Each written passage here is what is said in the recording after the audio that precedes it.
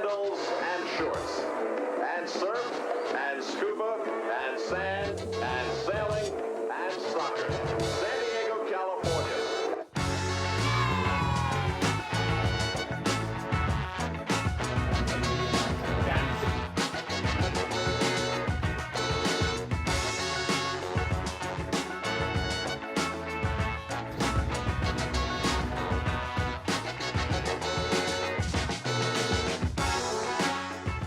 So, Chiva, you are now on remote in your very well painted background. I really thoroughly enjoy that. Mhm.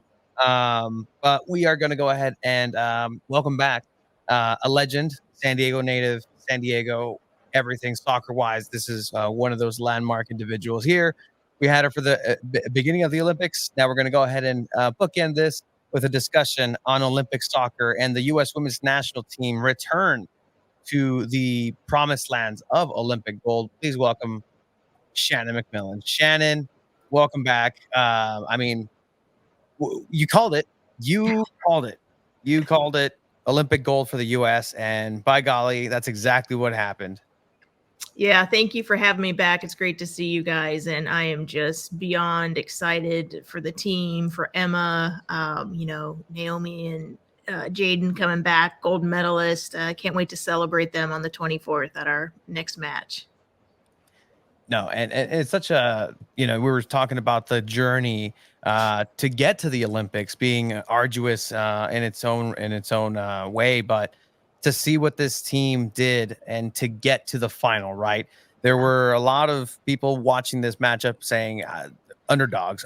Brazil has some rest. Marta is on a mission that her teammates got her to the final. Like the storylines interwoven into this seem to favor Brazil. Maybe off the pitch, but what did this team show you? What did you see that maybe just maintain that belief of, no, they've got it. They've got it. Yeah, and Tony, that's such a great point. I mean, this either way, the storyline was going to be pretty epic. Marta to walk away a gold medalist after, the red card that we thought that was the last time we'd see her on the international stage, all of that. But, I think deep down from the get-go, Emma more than shows that she was worth the wait, and a lot of people saying she didn't have enough time to prep and, made some difficult decisions when it came to the roster. But I think what the most important thing was she got them all to believe in and enjoy themselves again. And, I think she's only scratched the surface with what she can do with that team in terms of tactics and the technical side, because she didn't have that much time, but she got them all rowing in the right direction and believing in that common goal.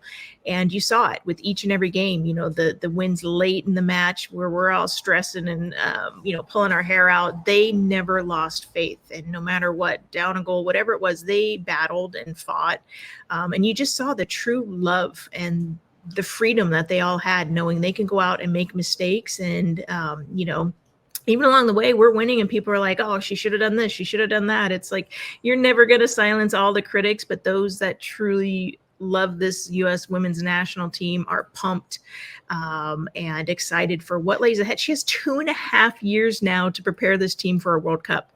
And talk about how exciting that is, because, the teams had some roadblocks the last few years, and now they are back, and now the world will again fear the U.S. women's national team. How many trainings? And Shannon, you were there at the watch party, right? Yes. Yeah. Yes.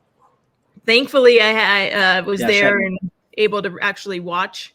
Watch party. I'm not a big watch party person because I like to be able to enjoy the game and yell at the TV. So it was out of my comfort zone, but for the, was asked to be there, and actually really happy that I did, because I walked into Novo in Mission Valley and I was like, this place is huge. And then to turn around and all of a sudden it's packed both inside and outside was so exciting for me to see, away from community events, away from match day, just the amount of people that truly love this club and support this club.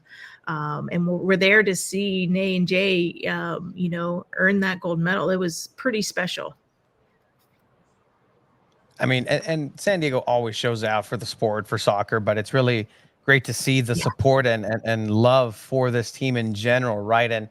And how special is it to once again have somebody locally to root on, right? Like that's always the importance and great things about the Olympics. You have that doesn't mean that they're going to always be from Team USA. Sometimes San Diegans represent other countries. But here you get to root for a US team. You got Jaden, you got Nay. And it's truly incredible. And I'm glad that you got to enjoy, you know, a little bit of, you know, just kind of reminders. And I'm sure that's kind of what it was. And, you know, what that journey was for you. And maybe it was a little bit nostalgic. You know, I saw you bring out the medals, and that has to be special for everybody. And I know you know exactly where they are at, like at all times, right? Yeah, and you know what's, you know, I've said it is, we are so spoiled to have the likes of those two here in San Diego, and Girma especially. You know, defenders don't often get their name in the paper unless they screw up and make a mistake. You know, it's always the goal scorers, the playmakers that get all the highlight reels in the press. And so to see someone like Girma, who played every minute of every single match, and for now to be on the world stage and everyone going, wow, she's the best center back, if not one of the best players in the world, it's something that gives me the chills. You know, to see her put on that captain's armband. I've seen other legendary number fours like Carla Overbeck. You know, what an honor to play alongside her as a captain, and knowing what Girma's just scratching the surface, guys. She has got so many more gold medals, world championships in her future. She will continue to raise San Diego Wave. She will continue to leave her mark on the world. And it's just so exciting because, again, she is one of the most incredible people beyond the game, that makes it even more special. You know, her putting the spotlight on mental health and, you know, really keeping that at the forefront of people's thoughts is so important. You know, a little heartbroken for Jaden, obviously didn't get to play, a little bit of an injury and whatnot, but what's exciting is she picked up a lot of experience being in that environment. And whether you play every minute or you come off the bench or you're not, you know, don't get to see the field, you're still a part of that process. There's a lot that she will walk away with from that. And she as well is someone that has a bright future ahead of her at the U.S. women's team. And Shannon, I kind of want to touch on that, right? With Naomi Girma, you know, she's being considered the best defender in the world, if not one of the best players in the world at the moment. Yeah. What do you think is going to take from San Diego Wave to try to keep her to stay in San Diego? Because if I'm looking at through Girma's lens, if I'm one of the best in the world, I want to play with one of the best teams in the world, right? Whether it's Chelsea, whether it's Barcelona, whether it's Lyon, something. What does San Diego Wave need to do to keep her to stay on the long term? Well, first of all, I wish I had the graphic of the amount of NWSL players that are coming home with medals is pretty staggering. So, you know, I would argue the point that NWSL is right up there with other leagues, and teams are right up there with the Chelseas of the world. So, you know, I think for Girma, she is someone that really is about being around good people. And being able to make a difference. So I think for us, it's just making sure that we make sure she has a voice here, and that, you know, mental health is important to the club, that she's respected and has the opportunity to continue to grow and learn, and get better. Because I think when players start looking around is when they feel like they hit a wall and need to look for something else to be challenged or whatnot. So it's, you know, she's going to come back, and she already was a leader before she left, but, you know, sometimes the hardest thing when you come from the national team level is to keep that level up at your club, because it's easier to try to take your foot off the accelerator and coast a little bit. But I think Girma is someone that's going to come back and look to raise the bar of the Wave in terms of the training environment and match play and stuff. So I think she's got an opportunity here to continue to grow and be a good leader. And you know, I would like to think she's happy and proud to be San Diego Wave. It's exciting times. Absolutely. As a Girma fan, as a soccer fan, as a US fan, it's just incredible what's happening on that side of things. Mentioning Emma Hayes again, how many training sessions could she have possibly had, but yet has Olympic gold? Like, well, the bar has been set.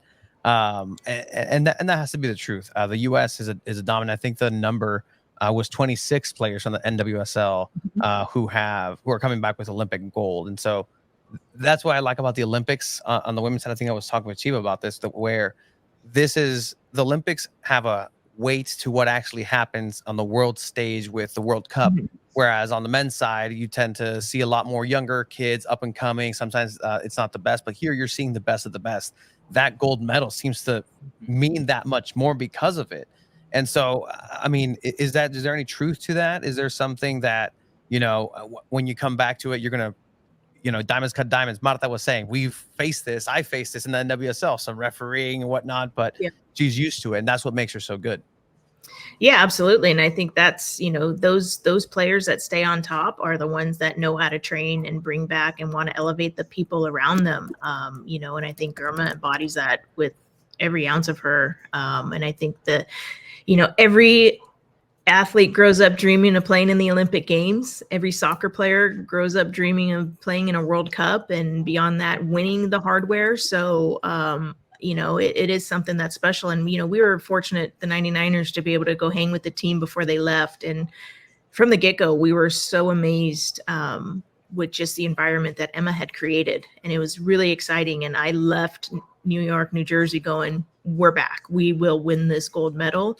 And to watch them fight through the adversity throughout the tournament was just something awesome. And I think not only did Emma unite that team, but she united all of the alumni and everyone that's ever worn that crest, which is really exciting. And she wants to make sure she credits America. She didn't have opportunity when she was over in England. She came over here and, had all the doors open. And so now it's on the Girmas of the world to continue to press and keep those doors open, make them open wider for more and more girls.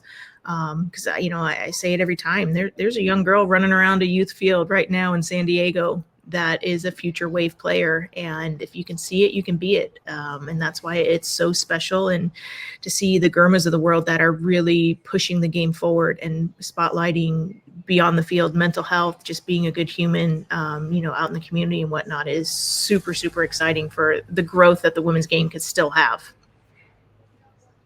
And Shannon, I kind of want to ask too, right? Do you think this U.S. women's national team has what it takes to just set the dominance again for the next World Cup? I mean, you have the triple espresso, right, with Swanson, Sophia Smith, and Rodman. You have Naomi Girma. You have players that can come off the bench like Jaden Shaw, Macario at Chelsea, Mia Fisher that can come back from injury. Does this feel like the U.S. women's national team is back and they can set the dominance for the future years? Yeah, without a doubt, Shiva. I think, as much as Emma's flying high right now, she's going to have some tough decisions ahead because the talent and the depth at some of the positions, all the players you just mentioned that are starting or, potentially out with injury right now and coming back, it's exciting and it's scary. And like I said, she built a culture within a matter of weeks. So now if we give her a couple years to really invest in some of these younger players, get them the time they need at that level, I think it's kind of scary, exciting, and awesome to see just the mentality is back, that USA mentality where we're walking on that field and we want you to, we always used to say before the match, it's a bad day to be Brazil. That was our mentality going in, and that we saw that come back, and Emma's not even done yet. She hasn't barely scratched the surface of what she'll do with that group. So it is crazy exciting, and I'm all for it. And Emma, I trust. I love that. And I'm curious to see how good this can potentially be. And yeah. I mean, I don't think as I mentioned, we've seen anything at all. I want to ask a little bit of the fun side of things, right? The climb, the journey is what matters at the end of the day, and the dedication being rewarded. Sometimes it's silver, sometimes it's bronze, sometimes it's just being there and being the one person from your country holding your flag during the parade, right?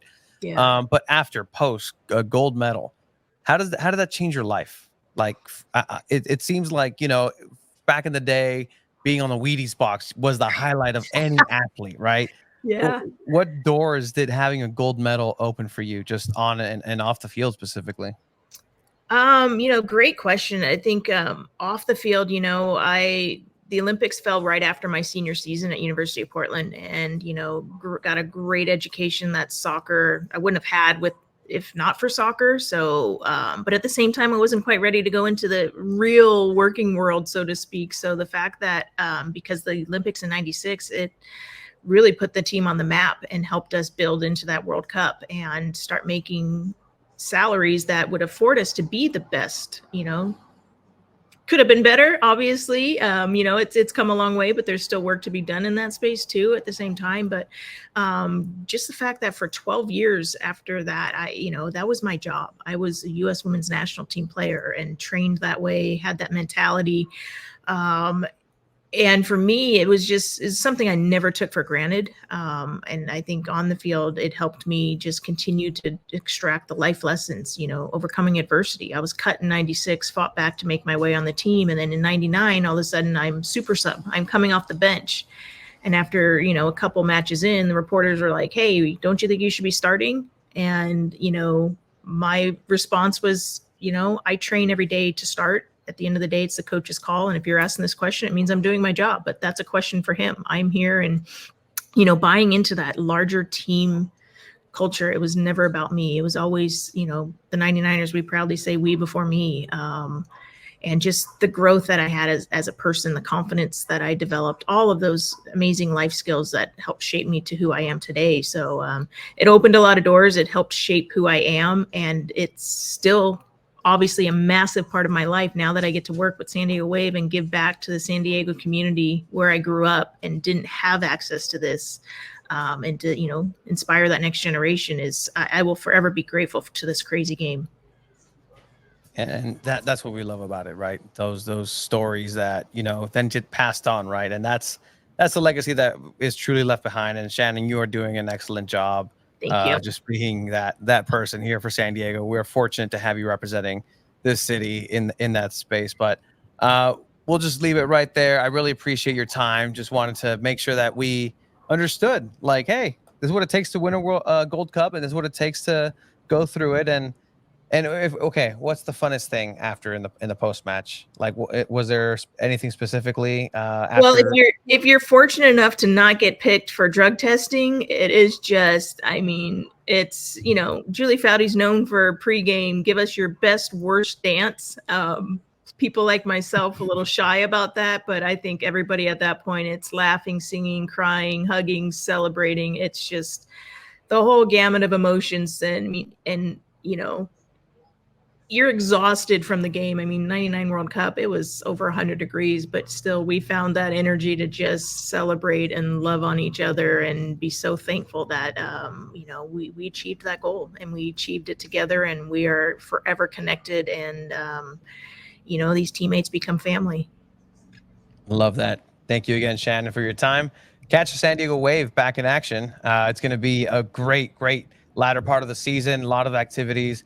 And check out what Shannon is doing in the community. Some fantastic work. Shannon, thank you again for your time. Thank you, guys. Don't forget, be at the match. Get your Girma bobblehead. Yep, I absolutely. don't know how the two boys are doing with the audio stuff, but Chiva, let me know. Tony's working on it. I agree with Esteban. You sound a lot better. Yeah, no, it's from the laptop down here. I agree with Esteban. You guys should restart the stream. Yeah, probably. We probably should. Guys, we will be getting everything restarted and started a little later than scheduled. Apologies for the technical difficulties. But yeah, I agree with we were both there for the Leagues Cup, and we'll be restarting this. Hear all our thoughts, all the crazy stories that happened. See what happened to Chiva. He almost got attacked. He almost attacked people. I did not almost attack people. That is not true, Abe. Okay, well, when your name is Chiva and you go to a America game, it's a little dangerous. I did not tell people my name was Chiva at that stadium during that time. I made sure I was wearing a long sleeve to cover up my Chivas tattoo as well.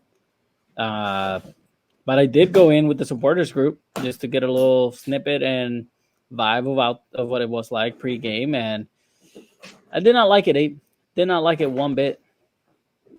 Not gonna lie, I felt a little scared for my life. That's interesting. I've actually never been into the supporters sections in San Diego. I've gone in there with cameras. I've done it at least with San Diego Loyal just one time, a couple times, just to really get the vibe of it. I think I did it in one of the last games too. I just jumped in there just for the fucks of it, really. I think we're gonna get flagged. I don't think I'm allowed to say bad words 10 minutes in. But yeah, Other than that, I mean, Leagues Cup happier here in San Diego, and not gonna lie, Abe, I had bigger expectations. Uh, Bigger in what considering that way? In crowd size and crowd size, the environment was definitely there. It was very loud.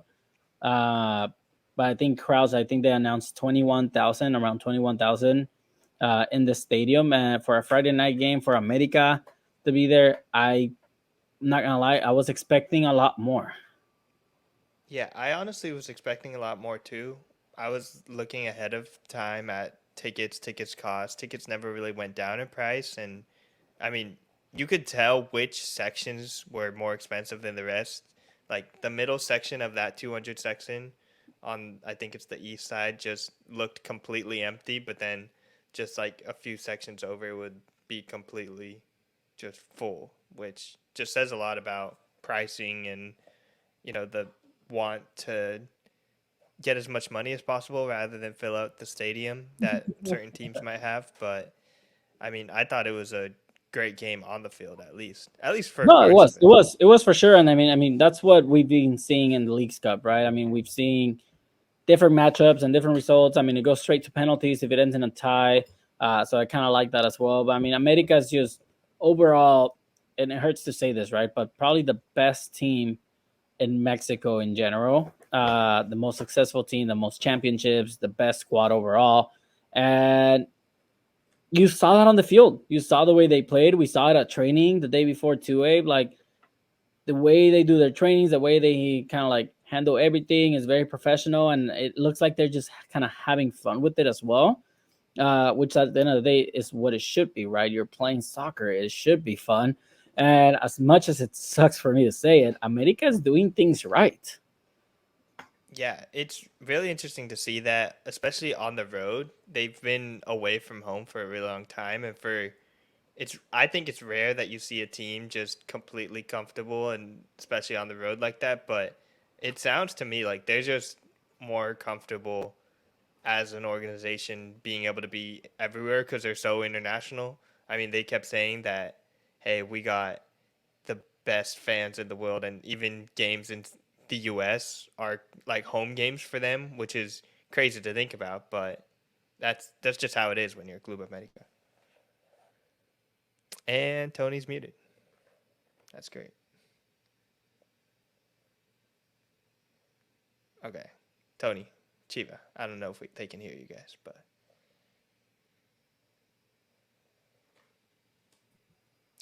Season's greetings, and I welcome everybody to the new starting point of the audio version of Two Balls at a Mic, episode 237, 237 weeks in a row. Chiva and Abraham have been talking about Leagues Cup, America versus Atlas, which was one of the most electrifying venues that I've seen Snapdragon be outside of, per se, Legion at times. You can agree, Abe, and Coldplay. Jimmy Buffett once played there. Rest in peace, Jimmy Buffett. But talking about Leagues Cup, it was a very interesting just dynamic overall, as you guys were mentioning, and we were rolling some highlights there in the background. Yeah, I'm so guys, mad at the audio. We're not gonna restart the stream. We're just gonna go with it. Fuck it. I mean, that's how we do things. 237 episodes in a row, and this isn't our worst start yet. No, surprisingly, no. There's not the worst. There was one day where we had Jimmy Conrad. Let me tell you this. Gosh, remember that day? There was a day, Abe and listeners, where Jimmy Conrad, U.S. men's national team, where we used to run this off of a MacBook Pro in 2020. And by MacBook Pro, I mean the lowest rung of MacBook Air, before M1s, before anything. And yeah, that's what I heard too. While I was changing this, Chiva admitted that his love for America as well, clip for life. I did not admit that. I mean, oh man, you're you called them the best team ever. Best team ever. That's what I heard. Somebody's gonna please clip that. Anyways, Abe, what were you saying? I was going onto a very, very different tangent. Okay. With something. But, yeah, I mean, Club America Leagues Cup. I don't know how much excitement you guys had for Leagues Cup as a tournament itself, but I honestly think I'll be watching the rest as it goes on. Single elimination games. It's easy to follow. I mean, there's games happening right now as we speak, I think. So Sounders are beating Pumas right now. Sounders beating Pumas? Huh. Okay. It's the only game going on today. Everything else, the rest of round of 16 is tomorrow. But I mean, yeah, the Leagues Cup is a very interesting tournament, right? For those of you who don't know or kind of kept up with the Leagues Cup is a tournament between the Liga MX teams, the Mexican League team, and the MLS teams, where they kind of put their seasons on pause to just kind of play each other. All games are hosted in the US. None of the games are in Mexico, which is kind of a big disadvantage for some of the Mexican teams. Yeah. In the past, with last season and this season, there has been some bias refereeing that's a little obvious that some may say favored the MLS sides. A lot of bias towards Messi kind of getting set up to win it last year as well to get a trophy for Inter Miami. Best player in the world. Had it not been for that, he would have not won Ballon d'Or. So that's exactly what the Leagues Cup is. But I mean, America is the team that has the best chance for Mexico to win it. And just to answer your question, Abe, like, am I interested in the Leagues Cup? A little. Like, it's interesting, an interesting dynamic in that, like, Marvel versus Capcom, right? Like, what would happen, right? Like, what if you get Ryu versus Cyclops? Like, these are two different entities that are, just existing in very cool ways. Yeah. And sometimes you get, Capcom versus Capcom, Ryu versus Ken. Why not? Wolverine versus Spider-Man. Like, of course, that's classic. Here's the thing with that, right? I mean, it's getting to a point where some MLS teams are better than Liga MX team. Yeah. And I think it's a hard thing as a Mexican to just say that in general, where the MLS is getting better and bigger and stronger than the Liga MX. We'll see. Exactly. So, and you see that with the national team too. You said it before. The U.S. has passed Mexico. Yeah. Does that mean that the MLS has passed Liga MX in any aspect outside of a good, seemingly found foundation of what they kind of want to do? We're gonna see. I don't know. There's just too much with the MLS at once. The country's huge, and then that's the one thing I'll give MLS. Like, it's difficult. Like, it's difficult to really associate this sort of league on such a large scale, right? Like, the Europeans can teams. No other league has 30 restructure teams. it. No, it's fine. Restructure it. There's a way to restructure it. You just kind of make everything super regional. And again, I'm not here to solve MLS's issues. I'm just a witness at this point. And speaking of witness, I think I started off. You guys were in the press box. I had already been approved for Nations League, technically CONCACAF credentials, and so Leagues Cup, not Nations League. Leagues Cup, Nations League. See, it's right there. Like, these are two tournaments that are starting to kind of mean something. And I'll give credit where credit's due. Like, it's working, right? That's how you do it. So I'm like, let's make all the Mexican teams travel to the U.S. There was a lot of issues with travel last year, and that kind of got under people's skin. And yeah, is the MLS better? We'll see. We'll see if it's on an even playing field. And actually, SDFC and Cholos have that same thing, right? All games, all friendlies, all 5 years are in San Diego. There's not a single friendly realistically scheduled in Tijuana. For that is it's dollars. 100%. It's dollars. Speaking of dollars, this is what's going to cost you, or you're going to have to exchange a pretty penny, as they say, for the experience that I had for this matchup, right? So I was invited by the great and powerful Cesar H. Football. You know him, you love Abe. Just respected ESPN journalist doing a lot of good work. You specifically weren't invited. He invited all three of us, but only had one ticket. So we all collectively said, okay, Tony, you can go. That's how it went, right, nope. Abe? I will show you the text message. We were all in that group chat, right? We were all in the group chat. I think some people might have assumed immediately, you know what? There's one person that should get this position. They are better at certain things than maybe Chiva and I are. Better at communicating, networking, having conversations, BSing sometimes, sure. But I think it's fair that Tony got to do his thing 100%, here. 100%. We love Tony. We love Tony. 100%. The only thing that upset me, Abe, I don't know about you, is we knew that there was going to be some delicious food in that suite. And we knew Tony wasn't going to be able to have any. Yeah, no, I'm still not eating whatever this is. All right, so let me walk you through this. And my perspective is what you were talking about that you don't know the term of, even though I used it several times. So it tells me you don't pay attention to whenever I speak and drop some knowledge. It's called gonzo journalism. It's just really putting yourself in the situation of what is to be experienced. And in this situation, I wanted to see what the experience of a fan going to SDFC, going to a soccer match behind the scenes. I think we could say this, right? this was a pseudo dress rehearsal for San Diego FC. And I'll just put it that way because a lot of people who have now been hired, who have been working for SDFC, who are going to be putting on game day operations day in, day out, were for the first time having reins in pulling the strings of a match happening there. You see a lot of overlap. And again, inside baseball, when the Women's Gold Cup comes in, they look over and look at the staff from the San Diego Wave because they know how to operate things. And that's just the nature of how things go. So in this, there was a lot of, okay, this feels like a MLS-esque operation. It feels a little bit more premium. I will give you that. And it's not just because I was in some pretty nice hospitality seatings and I had whatever this is. Well, my eyes had it. I couldn't have any. So this is the first section in the hospitality section. This is on the southwesternly part of the stadium. It's called the Pepsi Lounge, and it's just an outdoor venue. If I bore you guys at any point, let me know. But this is important.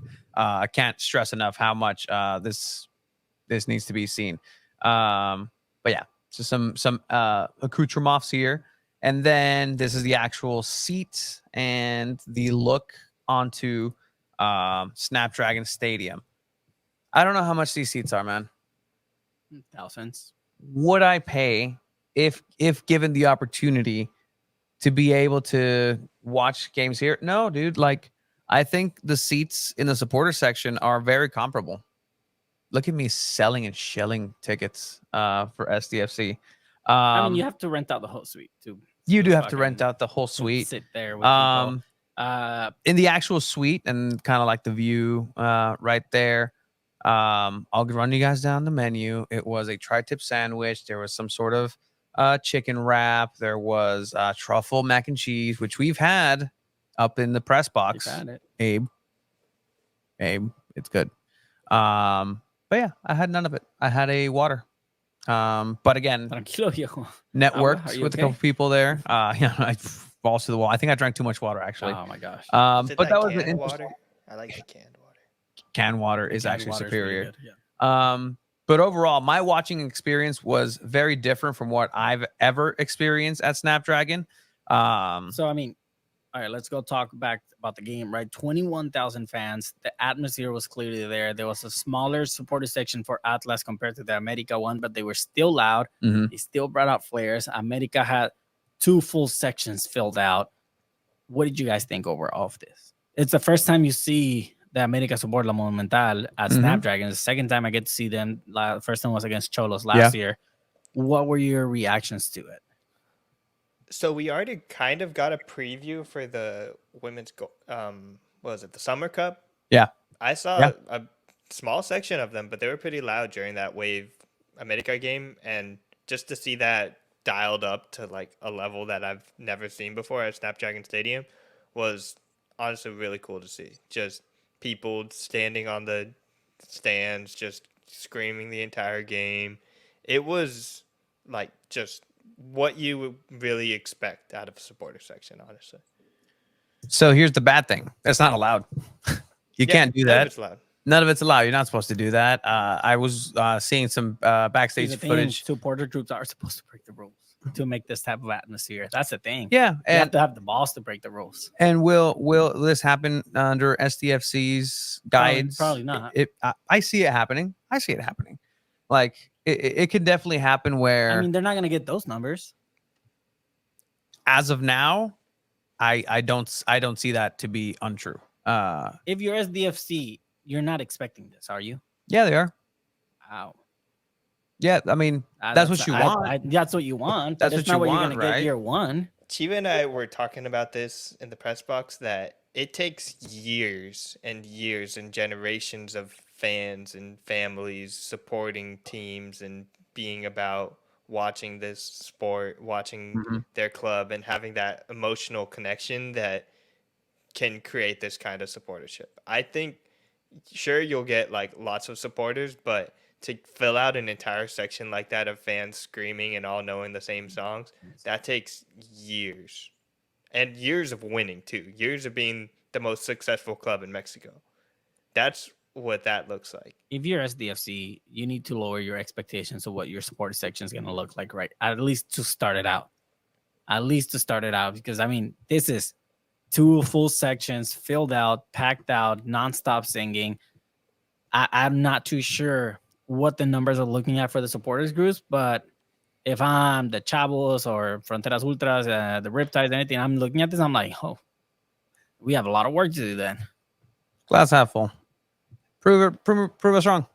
I would like to see that. I would like to see the city of San Diego represented with such fervor, with such gusto, with such passion. Word that definitely gets very overused, but you're right. Like even the Atlas section on the other side of a much smaller contingency. Mm-hmm. If it wasn't for America and perhaps the American Outlaws in the Gold Cup with Panama and the U.S., I can definitely see a world where I'd say Atlas supporters were the best and loudest, if not for America. Like they did so well, and they were very compact. They did what they did. And it wasn't even full. I agree, but it did feel full. I will 100% say that. It was so full and so loud. Neither of you guys heard how many people were there. It was about over 21,000 announced through the turnstile. So that looked about right. And this is a good question, right? Back to Señor Jeremias Pritchett, Gerardo. When it's Club America and SDFC, does it sell out? How fun would that be? Fun? Yes. Will it sell out? I think so. I think so. I would hope so. I mean, I think if a Cholos SDFC game sells out, Chivas SDFC, America SDFC sells out. I just really thought America fans would show up and sell out Snapdragon. I mean, you're talking about, I really do. So, I mean, this is my cheap shot out there. Yeah, it really is. I mean, chisatos pobres, paguen por boleto. It's America. I think the Wave and Angel City are going to have more fans than this on August 24th for Naomi Girma bobblehead night, if I'm being honest. Oh. Like, it might not be as loud, but honestly, if we compare supporter sections, I would prefer the supporter section that's not using homophobic slurs than what we saw.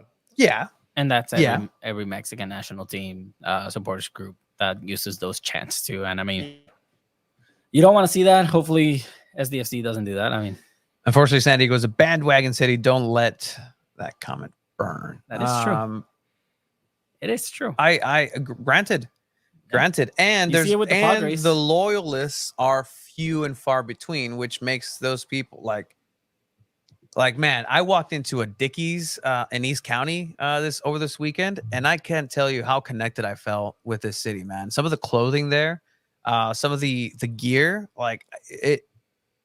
You know what? It's all San Diego, bro. Like heck yeah, like that's me. But that is a reality. There is people who aren't necessarily non-bandwagon, but it is what it is. It's up to those people who are San Diego everything to represent, to be the ones to go to these games, to be the ones to not get priced out, hopefully. I mean, right now, and we'll talk about it a little bit later when we touch on SDFC a little bit more, but the ticket prices have come out. The season tickets to the general public. Prices are not out. So you're going to have to call. You're going to have to make that effort. I wonder why the prices are not listed. I have a strong suspicion why. I've heard they're going for like 15,000, 16,000. I have people who have this group of friends, and I think it's healthy to have these group of friends that love the game, that love soccer, they love football. We played at Kimball Park in National City like every other Saturday, like core soccerinos, right? I don't know if you have one of those, a group of those, Abe. I know you have some and that's my barometer. If they care or know what's happening with SDFC is if they're doing things right. I agree. Yeah. I have one of those sucherinos who is in the nose, in the loop. Yeah, in the know, in the loop, and is a season ticket holder. And so I'm just kind of, hey, so what's the process? Who hit you up? What I don't want to give away because he has a wife and a child that he's not going to feed probably because of it. But okay, gotcha. But ultimately, in the that's my barometer for that. We'll get to that in a little bit. But this Leagues Cup game was very interesting. It was a fun game. It was definitely something that I can see happening more at Snapdragon. And I think I told both of you this that day. That felt like an MLS game, if that makes any sense at all. Two Liga MX teams, yes, but just the polished way that things are happening. There was a mixed zone post match. I don't think there's going to be mixed zones for SDFC, but there will be some sort of different access to the players as we're learning. And so we're all kind of growing on the inside and learning throughout all of this. So it seems like it's very exciting at this time to really look at, the timeline. Like, this is going to be a regular occurrence in that venue starting next February. SDFC and Wave are going to run very different operations. Wave have hit a stride, I feel, and know how they want things, and are going to be growing. And there is new ownership coming in, so that can, Ron Burkle's no longer here. That's going to be definitely something to look into, how things are going to be different. But were you left satisfied? Were you gentlemen left satisfied with Leagues Cup, an official Leagues Cup game in Snapdragon? The only one. That's it. I think the game itself was worth it, right? The way Atlas tied it up, and then that play for the second goal for America was just pure class of a goal. I mean, that play in general, and Henry Martin scoring that taquito goal was just, it was absurd. You see that and you're like, fuck, you called it the best goal. That was the best goal that's ever been scored at Snapdragon. Just skill wise, based how the play was built up, like, that goal was the best goal scored at Snapdragon. So Cal Footy Life, and then you were readying up a. You want to go first, and then I'll read the comment. No, you. Okay, cool. The Padres are selling out games that they never have in the past. Chargers are gone, and we have, and all we have is the Padres. SDFC is going to sell out games because this is Soccer City, no question. Okay, that's fair. That's fine. And there's enough people that are going to go ahead and be able to afford 30. There's 33,000 people in San Diego that are going to be at these games, potentially. Will they show up at every game? Will they be there? Will it be consistent? How is that going to look? Will these League Cup games, like middle of the Wednesday, their priority? That's what's going to be interesting to see moving forward with Wave as well. Just that venue is going to be very telling of the health and of soccer in San Diego. It's really going to test it. But that's a good point. Do you feel like that's going to happen? Will they fill the niche left by the Chargers? I hate those takes, and I hate these conversations on Sports Talk Radio, but here we are, Abe. I really can't believe myself right now.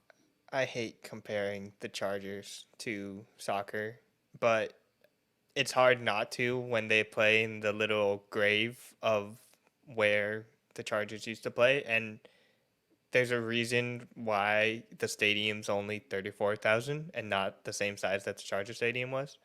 So I think there's an expectation that 30,000 fans is a possibility. And so long as people are invested in the product and the team is performing well, like any team, then they'll get fans and they'll fill it out. There are plenty of MLS teams around the country that had very weak attendance numbers because the teams just aren't very good. So it really always just comes down to that, like Chiva says. What matters what happens on the field. Matters if you're winning, matters if you're losing, then people are going to come show out. People will definitely be excited those first few games, wanting to see Chucky Lozano, wanting to see what the team's like. But if you're losing, then that's all that matters at the end of the day.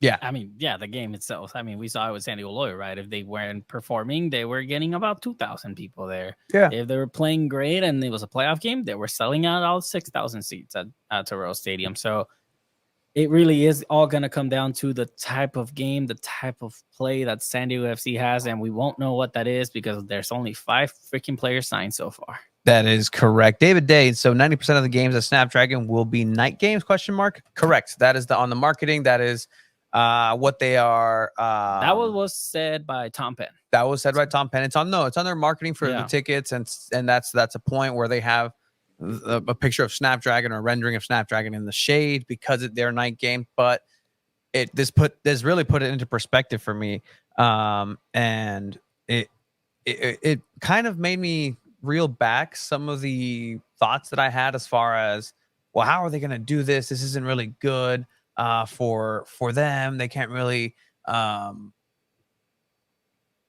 expect people to just sit there and just bake and whatever. No, like at the end of the day, look, I went to watch the Padres game the other day in the 300 section away from the shade. That game, people were burning up for 45 minutes. And that's what you're going to have in the same situation at Snapdragon Stadium. So if anybody's complaining about sitting in the sun for 30 minutes and not being able to watch the game,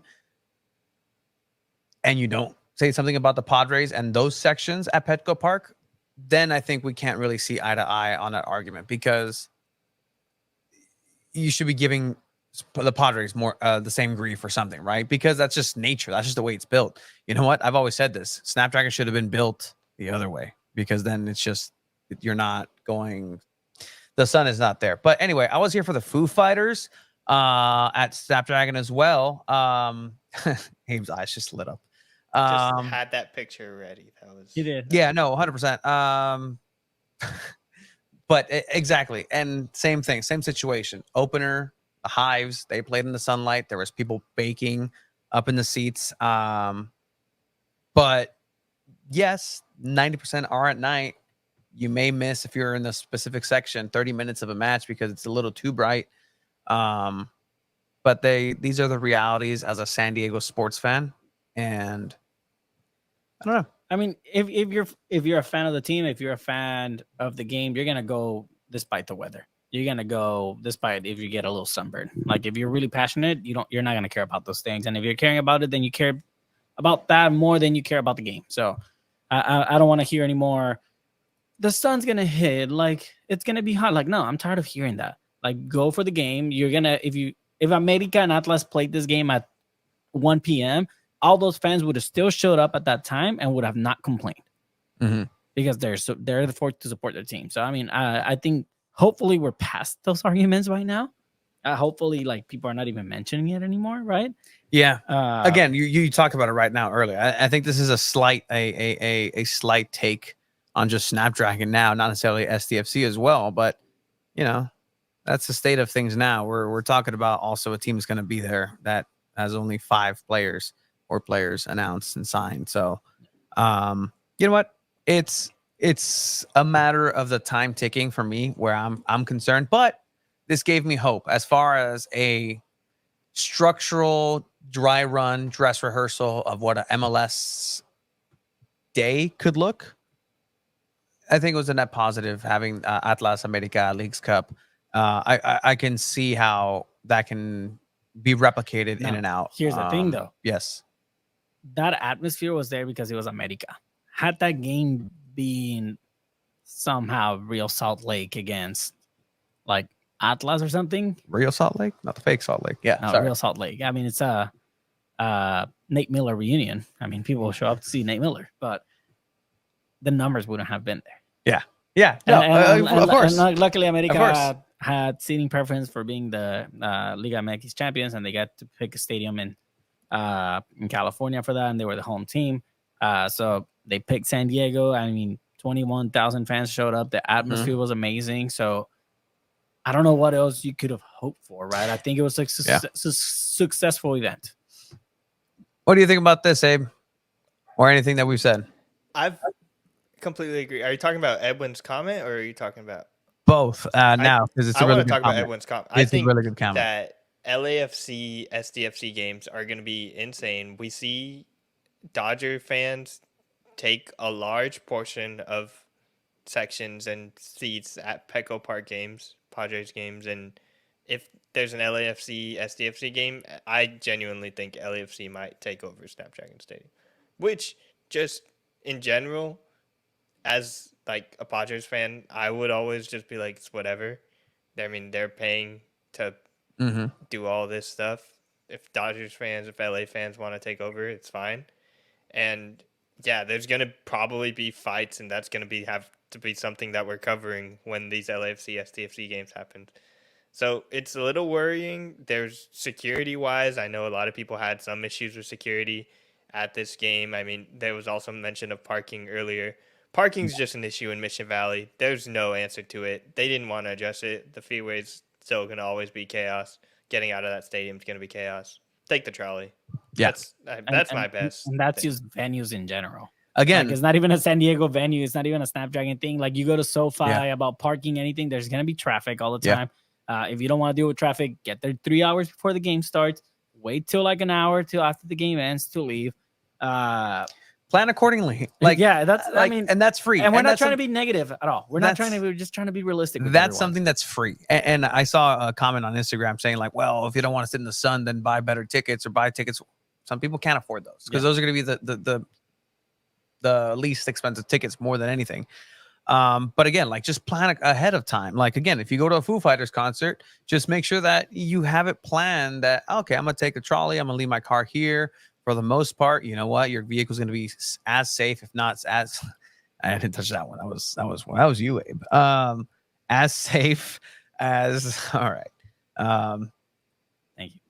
I figured, how do I get Tony to get this out of here? I keep showing you. It was a good picture. It says San Diego Finest on top. Anyway, just plan accordingly. It's an issue, as you're saying, Abe. Parking across sports, the price, everything, the getting in and out. ¿Sabes qué? If you're gonna go watch a game of Snapdragon, you're gonna make it happen. You're gonna make it happen. So easy for me to make it down to SD. Just need somehow limit tickets, which means we need to buy a ticket and not resell them. I think that's on the San Diego fan and also the team itself. I think the Padres did that during the playoffs where they weren't selling tickets to people with like area codes in LA or something, I think. Yeah. And if you're going to do that, just go full all in on that and trust that your fan base can sell it out for you. Like, that's what you really got to do if you really have belief that you can do that. And going back to that original point with Edwin, right? Like, the Latino fan is definitely a different breed. And the way that the Latino fan expresses themselves in the United States is actually definitely a different breed. I was explaining to one of the head AP sports writers, loved here in San Diego, and sometimes not loved. Abe loves them. About like, hey, what's the difference between the fans? Like, well, what's different about this game? And I'm like, well, you know, this rivalry kind of goes back just in general. There's this big brother, little brother versus their big brother type of dynamic. But the fans, they're going to let you know. They're going to be passionate. They're going to support you in which way they want. You saw the drug sniffing dogs lined up. I saw a couple pictures of that to smell the drum sets and the bombos that were going to be entered into Snapdragon. We smelled drugs in the press box. We did. Everyone was looking at Chiva. Everyone was like, Chiva, what do you smell? What do you smoking? No, they all asked Chiva, though. It's so weird. I was so surprised. Why is it all expected that Chiva's the one doing all this stuff? Our boss will be here in a couple minutes. Definitely talking about I don't even know what that was. You know, like, smells of Snapdragon. Which, you know what, in abundance. Go ahead and get your why would I do that? taco stand. What did you guys get to eat? We had some sausage, like really nice sausage, like it was very yummy, and then some wings. Yummy. Okay. Traditional chicken wings. Okay. With buffalo sauce and ranch. We had a jalapeno cheddar. Oh, more. Okay. And then some sort of like dessert, like I don't know what it was. I didn't want to try it. I'm sure it would have been good. Okay. Well, League's Cup treated you gentlemen well. Are we going to talk Olympics real quick before? We can. But we'll go ahead and do that. We can do that later. Okay. Yeah, let's do that after. We'll touch back with the Olympics, and we're definitely going to talk more SDFC and what the Leagues Cup matchup means for SDFC and what they've been up to with the open tryouts. Get some sound from Joaquin Escoto, Executive Vice President of SDFC's Right to Dream wing and division. So that'll be exciting too, as perspective from a parent that was actually taking their child to the open tryouts and how that went. They're in Tijuana right now at the sacred Romero Manso stadium. I christened that stadium once. with my talents. But enough of that. We're going to go ahead and say bye to Abe, and then for now he'll be right back. Bye, Abe. And we're gonna go ahead and bring in a segment that we've been doing for the last couple of weeks. It's the Sarape de San Diego, Sarape, a little play on everything being woven into one in this community. It's our community segment. The community segment where we bring people from around town to talk about something soccer in San Diego. This time around, free pickup, free adult pickup. Si quieren jugar cascaritas, si quieren jugar fútbol gratis. It's going to cost you maybe a waiver here and there, but you're going to be able to play. We're going to get into that here with our segment of El Zarape de San Diego.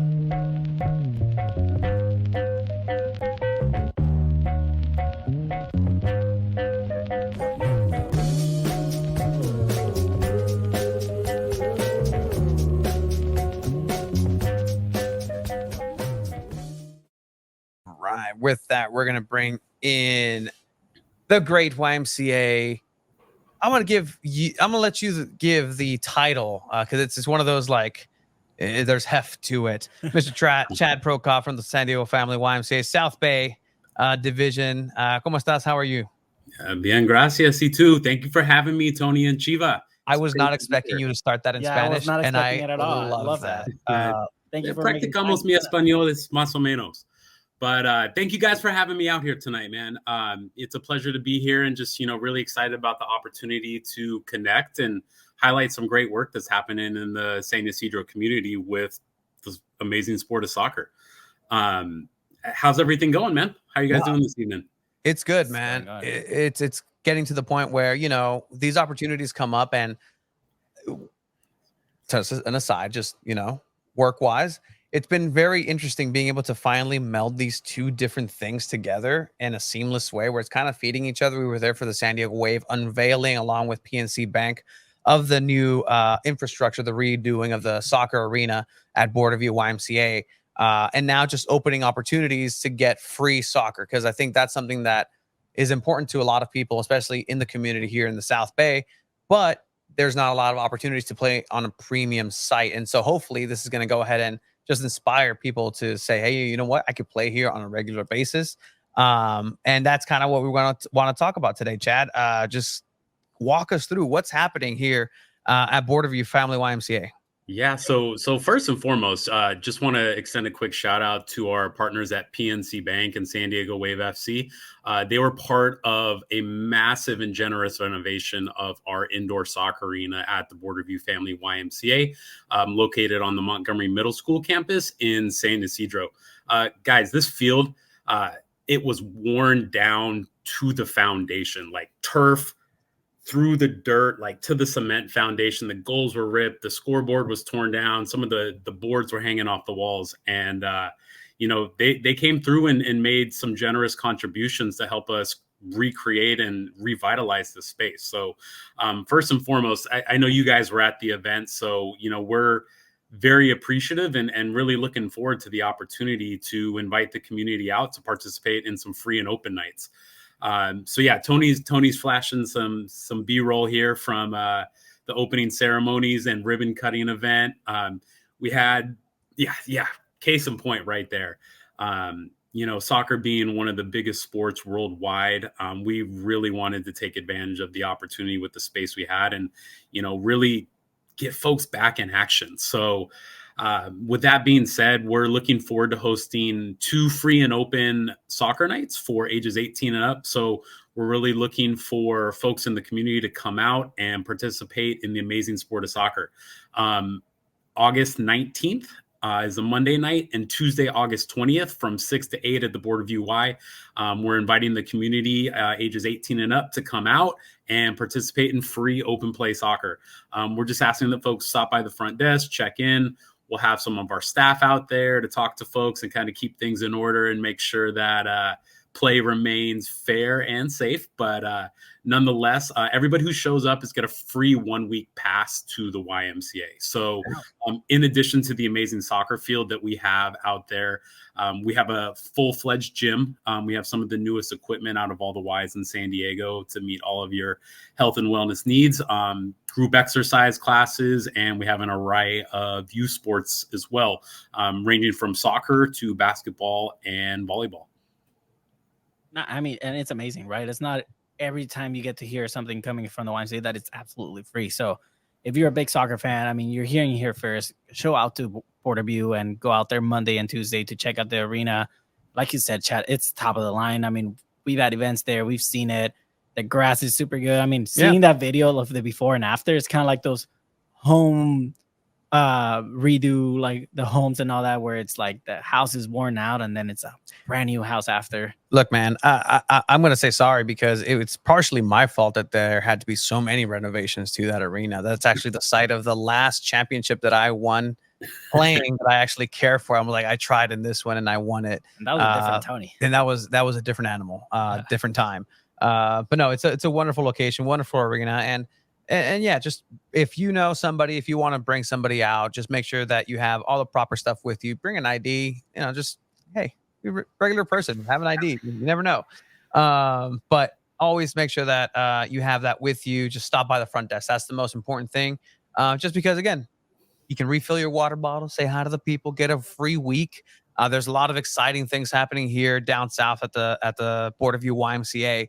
And this is just one of them, right? Like, how many times have you been asked, Chad, as far as, hey, what can we use the field? Can we use this? Can we use it for free? Here it is. Get a chance to use it. And if you like it, you know what? There might be chances to keep using it in the future, right? Absolutely, man. Yeah, I think that we want to invite the community out to participate. We are looking to find ways that we can get more and more youth, more and more adults out on this field to participate in the amazing sport that is soccer. So this is a great opportunity to come check it out and see all the great amenities that we have to offer, not only through the PNC Bank field at Borderview Family YMCA, but check out all the great things that the YMCA has to offer as well. And additionally, Tony, I know you mentioned you're one of the standing title holders from one of our recent leagues. This is kind of the segue to us kicking off our adult sports leagues that are going to be taking place at the end of August, kicking off. So we'll have a men's 18+ league, a men's 30+ league, a co-ed open division, and a women's open division. So really trying to cast a wide net and catch a wide array of community members that want to come out and participate in the sport of soccer. So Mike Valle is our health and wellness sports coordinator. He is running the leagues. He's got a wealth of experience in running these programs. He was formerly our adult sports director prior to the pandemic. So he's got a wealth of experience, and we're really looking to kick this league back off and get some great competition going back on. Some things I'll share about the league. It's 6v6, 2 20-minute halves. It's an 8-week season. And, if you're like Tony and you make the playoffs, it can go up to 10 weeks with playoffs and championship. There's no ref fees included, so all of the fees are included up front. And this fall, I know it's not much of a thought right now in the hot summer months, but when the time changes and it gets dark at 5 o'clock, the Borderview Family YMCA PNC Bank Field does have lights. So that's something we want to toss out there. And again, for the free and open play nights, we'd love to welcome the community out, 100% free. Come check us out, and would love to get folks enrolled for our upcoming adult sports leagues. Everybody who's been whining, complaining about the water tower. No, the water tower. What happened? Guys, this is your answer right here. Like, this is it. This is a beginning. And looking at those rates, Sabaske, those are not bad. very good rates. Look, everyone, I'm going to put it like this, right? If you don't want to drive all the way to Old Ranch Mall for the East Lake Soccer League, which is a great organization as well, they do great things. Porterview's literally 5 minutes away, 10 minutes away in the freeway. Take 4th Avenue. It'll get you there. It's going to be fun. I want to start a team. Tony, I don't know if you're down. Chad, are you down? Do you play soccer, Chad? Have you played soccer? I'm an athlete, man. Oh, I'm an athlete. I can hang. I can hear you, man. If you need a midfielder, you need a forward. I got a big left foot, man, so I'll be there. Lefty. A lefty. I don't want to give up the scouting report too soon, but I'm gonna be out there. And hey, for this up and coming free night, I was listening earlier. Unlike your pseudo San Diego FC invite, Chiva, Abe, Tony, you guys are all invited, and you all got a ticket, and that goes out to the extended audience as well. So we love to see you guys out there. And additionally, in terms of like what's being asked for, in addition to the soccer arena, we have been asked on a daily basis, pool. When is the pool happening? So just for all the listeners and out in the community, we're super excited to announce that we will be reopening the Borderview Family YMCA pool by the end of 2024.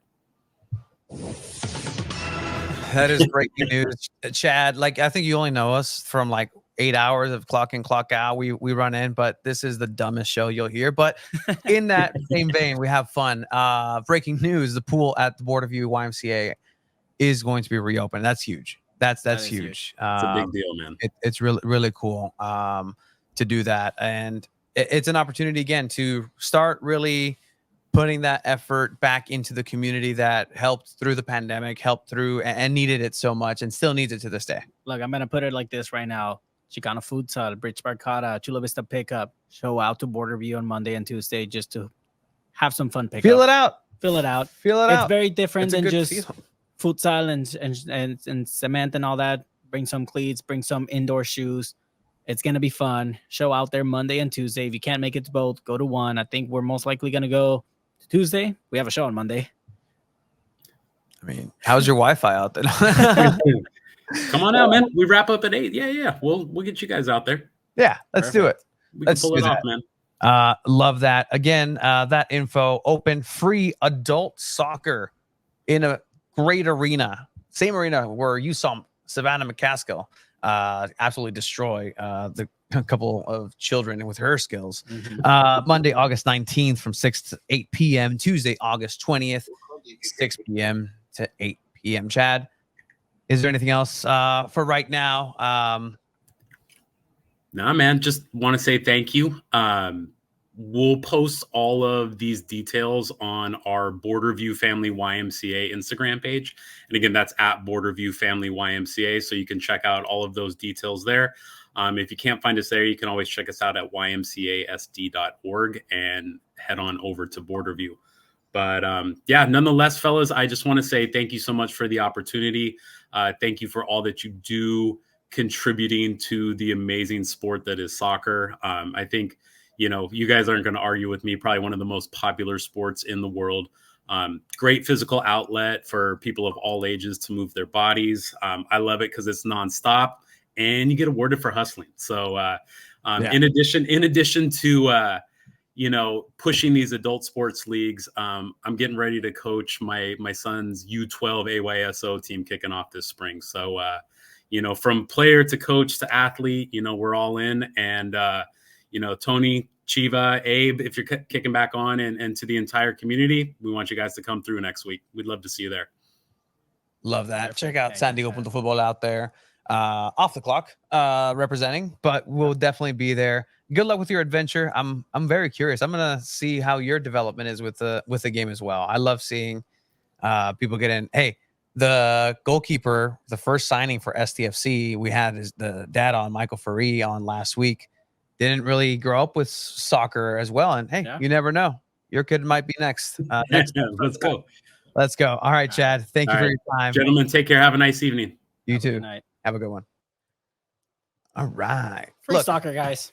Free soccer. Like, we were going back and forth of like, okay, because again, let's go back.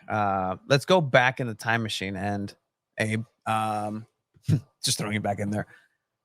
4 years ago, when we started this podcast, our first 2 episodes were in an approved classroom, and the district approved it. We had the paperwork, but you know, our employers did not see, our department did not see eye to eye with our intentions. I literally made this argument Abe, I don't think you've ever heard this. So we weren't allowed. That was episode 1 and 2, or 1, and it was preview. our preview and episode 1 and out of my classroom. We were kicked out. We came in here since then, but they were like, nope, you can't utilize your personal. Anyway, you can't use. But then I'm like, what if I'm part of the church that rents out the auditorium on this campus on the weekend, and they live stream their services, and I just happen to be jolly singing in the background. Technically, it's the same thing as me doing and talking on show on the camera, is it not? I stumped them with that one, but then they came back with a good response. But that was 4 years ago. How far we've come. It's free soccer, as you're saying. That's what we like. Are you going to be there, Abe? I'm excited. Tuesday night, we're going to go steal some ankles, kick some butts. Oh, I'm not stealing ankles. I'm a defender. I'll prevent my ankles from being stolen. That's what I'll do. Come on, Esteban. Come out, Esteban. Let's do it, Esteban. It might be cool to link Esteban and Border View to do promotion. Can't make it, boys. It's all good. Too You'll be south there for in him. spirit. Full circle. I hope they paid you for the plug. They afford us the they that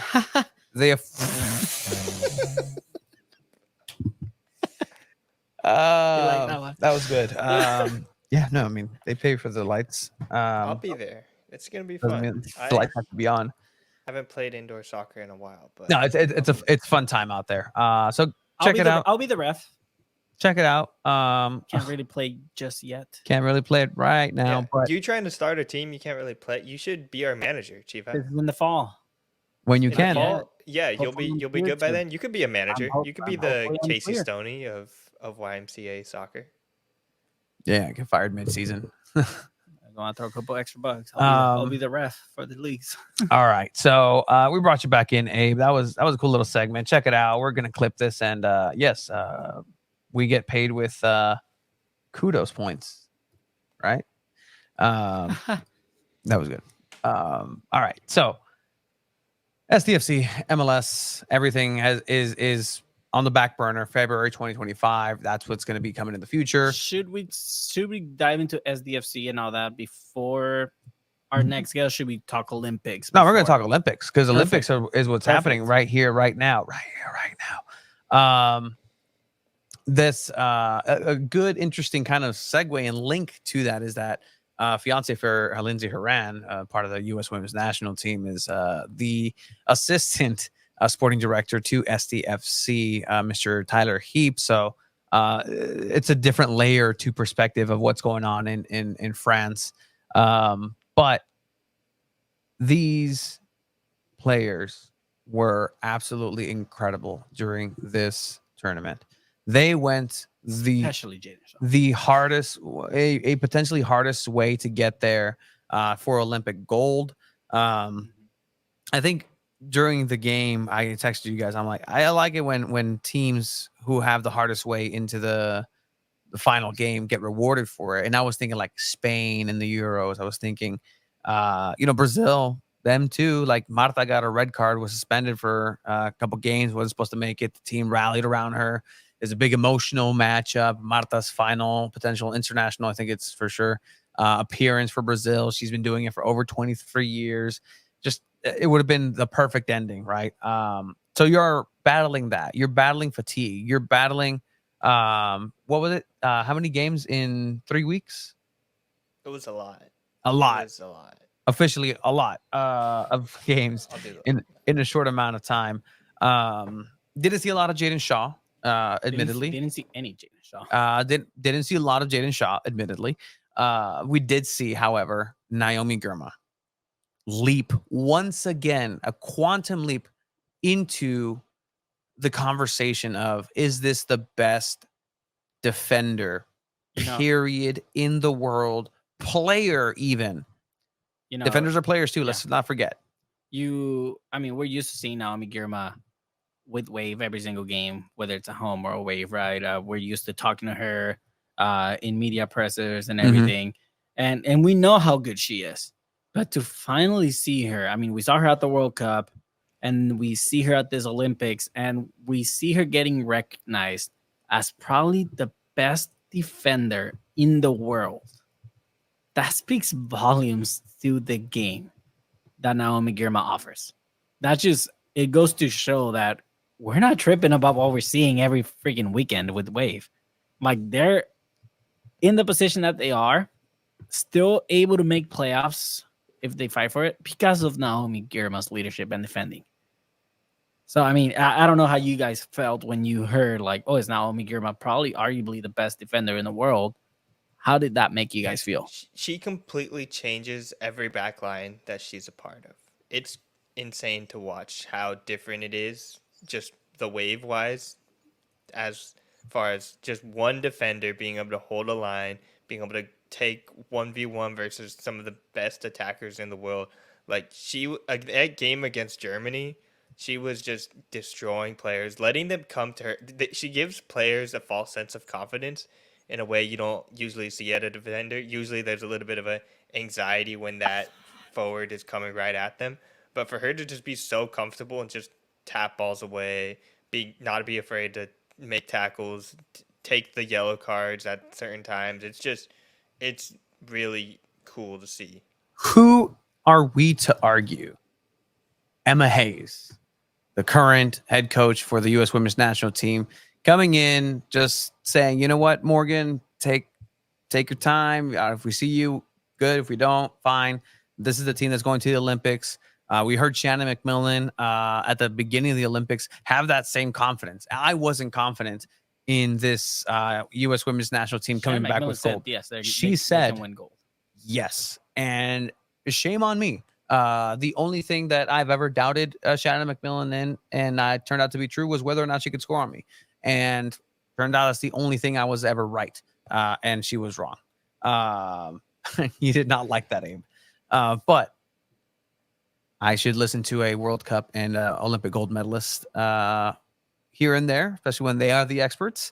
Should listen to Emma Hayes as well. But Emma Hayes saying that Naomi Girma is, what, in her opinion, the best defender she's ever seen. Just period. That's it. Like, what higher praise? And I mean, it's such a high praise, especially considering how young she is. I mean, center backs, you don't end up seeing a center back being one of the best in the world until they're like 26, 27, 28, even almost close to 30 in the professional sense, right? Because, I mean, you need so much experience as a center back. You need to have so much knowledge. You need to know where to be. You need to know how to make tackles. You need to be a leader, whether if you're the captain or not. I mean, the center back position is such an underrated position that is also one of the most difficult ones. I mean, everything can be blamed on you, whether you missed a marking, whether you missed a cross, whether you missed a tackle. And I mean, I'm not going to say Naomi Girma's game is perfect, but it sure is freaking close to it. I mean, this gold medal match, I think the nerves got a little bit the best of Naomi. I mean, I don't think this gold medal match was the best game for her in this Olympics. I think she got lucky that one of the goals for Brazil was offsides because she did get kind of like in the beginning. Because Brazil came out guns a-blazing. Yeah. But I mean, overall, I mean, Naomi Girma is probably one of the best players in this Olympics. Yeah, I think what really changes the USA team is Mallory Swanson. Like, Mallory Swanson being out right before she tore ACL right before the Women's World Cup last year, and it completely changed the way this team operates on the front line. Like, there's a world where Mallory Swanson is playing in that Women's World Cup and making passes to Alex Morgan, making plays like that changes the way the entire, like, maybe Emma Hayes isn't even there if Mallory Swanson doesn't get injured. But seeing this team operate at such a high level, that top three, they call themselves the triple espresso, just being able to dominate is terrifying for defenses. It's almost a cheat code. I mean, the pace that all these players have, I mean, like, Rotman, probably one of the fastest players in the league. I mean, you have Sophia Smith, top of her game, managing to finish from wherever, and then Swanson just taking every advantage that she has. If any NWSL team had this top three, it would be unfair. This is a good place to be if you are the U.S. Women's National Team. It seems like everything's back on track. It seems like you're only going to get better from here. You got Mia Fishel coming back. who was going to try to break into that top 3 or just somewhere. You know, she's very versatile. But even then, I think it's schedule is back on track, as I'm saying, for the next upcoming World Cup for the States. And look, Jaden Shaw didn't get a lot of minutes, didn't play, didn't see actual action. Still gets a gold medal. Nobody can take that away from her. But this is a Girma coming to the forefront of soccer party. So congratulations to her and everybody else who represented America. It's one of those few times where I'm like, yeah, America. Except if they're going against Mexico. Anything Mexico is trying to medal in, I'm locked in. I'm locked in. I still remember Ana Gabriela Guevara getting bronze. Soraya Jimenez, rest in peace, in the weights division in 2004 Athens. This is Eduardo Plata, who was a diver. Fernando Plata, who was a diver who won bronze, which I was very mad at because he should have won plata. He should have won silver. Real quick, Yes. can we talk about offsides and what it means? There was the way the U.S. scored their goal. Sophia Smith was very offsides, had influence in the play, but she didn't touch the ball. She didn't have influence in the play. I mean, she went towards the ball, but she didn't touch the ball. She didn't end up getting the ball. That's a fair call. I think it's a fair call, but when you look at like the way offsides is called nowadays, where if your hand is offsides or if any part of your body is in an offside position, that gets called. But a play like this, which has more impact than just a tiny little like foot or hand touching the ball. I mean, I've never seen a play call where, I mean, a handoff size of Tony, but then I end up the one touching the play. Unless he steps over the ball, unless he blocks the vision of the goalkeeper, then I can see that being called. This, again, is a defensive mistake. I mean, you got to play until you hear a whistle. That defender stopped thinking, okay, she is offsides, because, I mean, Sophia Smith was offsides. Yeah, you're playing the offside trap, and it's one of those things where it didn't work. I think with the difference here is that the stride was never broken, where it's one of two things, right? It's either the player will stop, put their hands and say, I'm not involved in this. But then you can make the argument that the run that she was doing is the thing that was influenced by the position of the ball. Had she kept going for the ball and not clearly said, okay, I'm going to try to go back and go for the pass, put myself back into an onside position, then that would have been potentially offsides if she did that stutter step, that movement. But because she was smooth with it, I think that's why it wasn't called offsides. It's part of the game. It's a really the end too. I thought they were going to equalize, honestly. Like towards the end of that game, US was playing completely park the bus, trying to survive, and Marta had just a few shots where I was just like, oh man, that would just be. You look at the ages, right, of this top three. Sophia Smith, 24, Mallory Swanson, 26. You have Trinity Rodman, who's I believe 22, if I'm not mistaken. Mm-hmm. So I mean, this front three is pretty much set. I mean, you have Jaden Shaw that can come off the bench as well. I mean, we didn't see any of her. She was coming off an injury. It's a little alarming. It's a little weird being the first option off the bench, if not a starter, and then just not getting any minutes. I mean, I get it. You had some sort of injury, but then to not get any minutes, Abe, you were telling me in the press box, like you're a little worried, right? You're concerned about this. Yeah, especially in such a short tournament. I think a lot of people had questions about player rotation that Emma Hayes was doing. Like, there were times where players out there looked completely exhausted. Yeah. But if you think about Jaden Shaw's position as the 10, as that midfielder, she would replace Lindsay Horan, and Lindsay Horan was solid. A lot of people had problems with some of her passes, but whenever Lindsay Horan would come off, it would be Rose Lavelle. And Rose Lavelle has speed and skill on the ball. So I think if you get maybe an expanded roster, Jaden Shaw sees some playing time, especially if she didn't have an injury or was in more form. But like, it's hard to get on a team that's this talented. I mean, look, this isn't going to be Jaden Shaw's last gold medal. Yeah. Like she's 19. She's going to get on the roster the way she has. It doesn't matter what happened here. I mean, she's gonna come back. She's gonna bounce back. If it's a little injury, she's going to bounce back from it, and that's just how it goes in soccer. You also have Mia Official that's gonna come back from an injury, from an ACL tear, which is a bigger injury than what Jaden Shaw had. Right? I do think Big Fish is gonna bounce back as well and have a great season with Chelsea. So hopefully, hopefully, I think Emma Hayes has a good problem of a very talented attacking group of players that she's gonna have to pick from. Yeah, and I was curious to ask you guys this question. Emma Hayes comes from Europe and the European teams, and all the NWSL players. This had mostly NWSL players on this. Does this kind of close a little bit of the debate, saying maybe the NWSL is better than the Premier League or the Spanish league Well, Marta said that of course I'm used to playing this in the NWSL where they're the referees are also on their side and clearly taking some exception to the decision of not offsides on there with those comments, but I think so. I think the NWSL is kind of cementing themselves as the best league overall, where there's a lot of good teams around the world.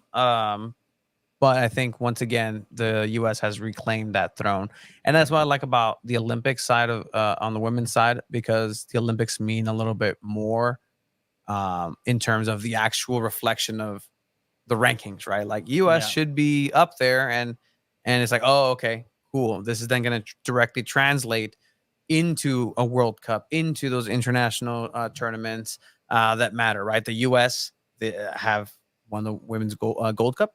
They are Olympic gold medalists. I mean, they're on the right track. They're on the right track. So, yes. I think it's crazy that the Gold Cup final was the same as the Olympic final. Like, that was fun. That is crazy. Like a CONCACAF versus CONMEBOL team, and then that's exactly what happened in the Olympics. Like, shout out to Brazil for just being great. Like, they beat Spain. They beat the reigning World Cup champions. And pretty handily too. Yeah, which was amazing to see. Yeah, no, it was definitely fun to see. We're actually going to go ahead and just wrap up the conversation that we opened the Olympics with Shannon Mack, and talk to her tomorrow. We're going to have that on a special little vignette going out on social media. So check that out. Just her thoughts on what went down in the Parc des Princes. I said it that way.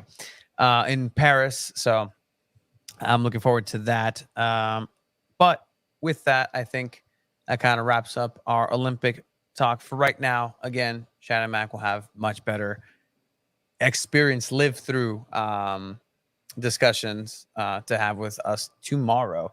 Abe, I mean, you want to stick on. You're a trooper. You have the stamina. Have you built the stamina? Are you even liking being on this podcast ever? Like, I haven't asked you in a while. Like, do you like being here? Sometimes. Okay, that's fair enough for me. I can let you guys about to do an interview right now, right? Well, reached out, hoping he'd be able to ... And if we don't, we're actually going to set it up with that. And it's good to have you here. We'll get Did you send them the wrong link? Probably not, because he says he's here. Okay, let's fix that. Can you get it from yours? Yeah. Perfect. Okay. What do you guys talk about this? The Olympics 2028 in Los Angeles. You guys are always talking about the goal is the World Cup, but the Olympics. I think that would be an amazing thing for San Diego Football to cover. I agree. It would be an amazing thing for San Diego Football to cover. I do believe that it would be, and we would have to do it if we're still doing this. I think the canary in the coal mine is going to be the 2027 Women's World Cup. That's in Brazil. And I don't care. We gonna go? I'm down to go to Brazil. That's what I'm saying. It's not Australia and New Zealand. I'll tell you that much. But if we're still in it after the 26th World Cup and we're still going after it, or if this still exists in some way, shape, or form, if it again, this is just you, Abe, and you have something to put the football. you're HR, bro. Like, are you gonna take yourself? If I was HR, I would file many more complaints against you. Me personally. Well, Yeah, you. good thing you're not, because there is no retaliation for Save me. Save me. for these circumstances. Anyways, Abe, we have a great time with you. You're gonna stick around in the shadows. That is okay.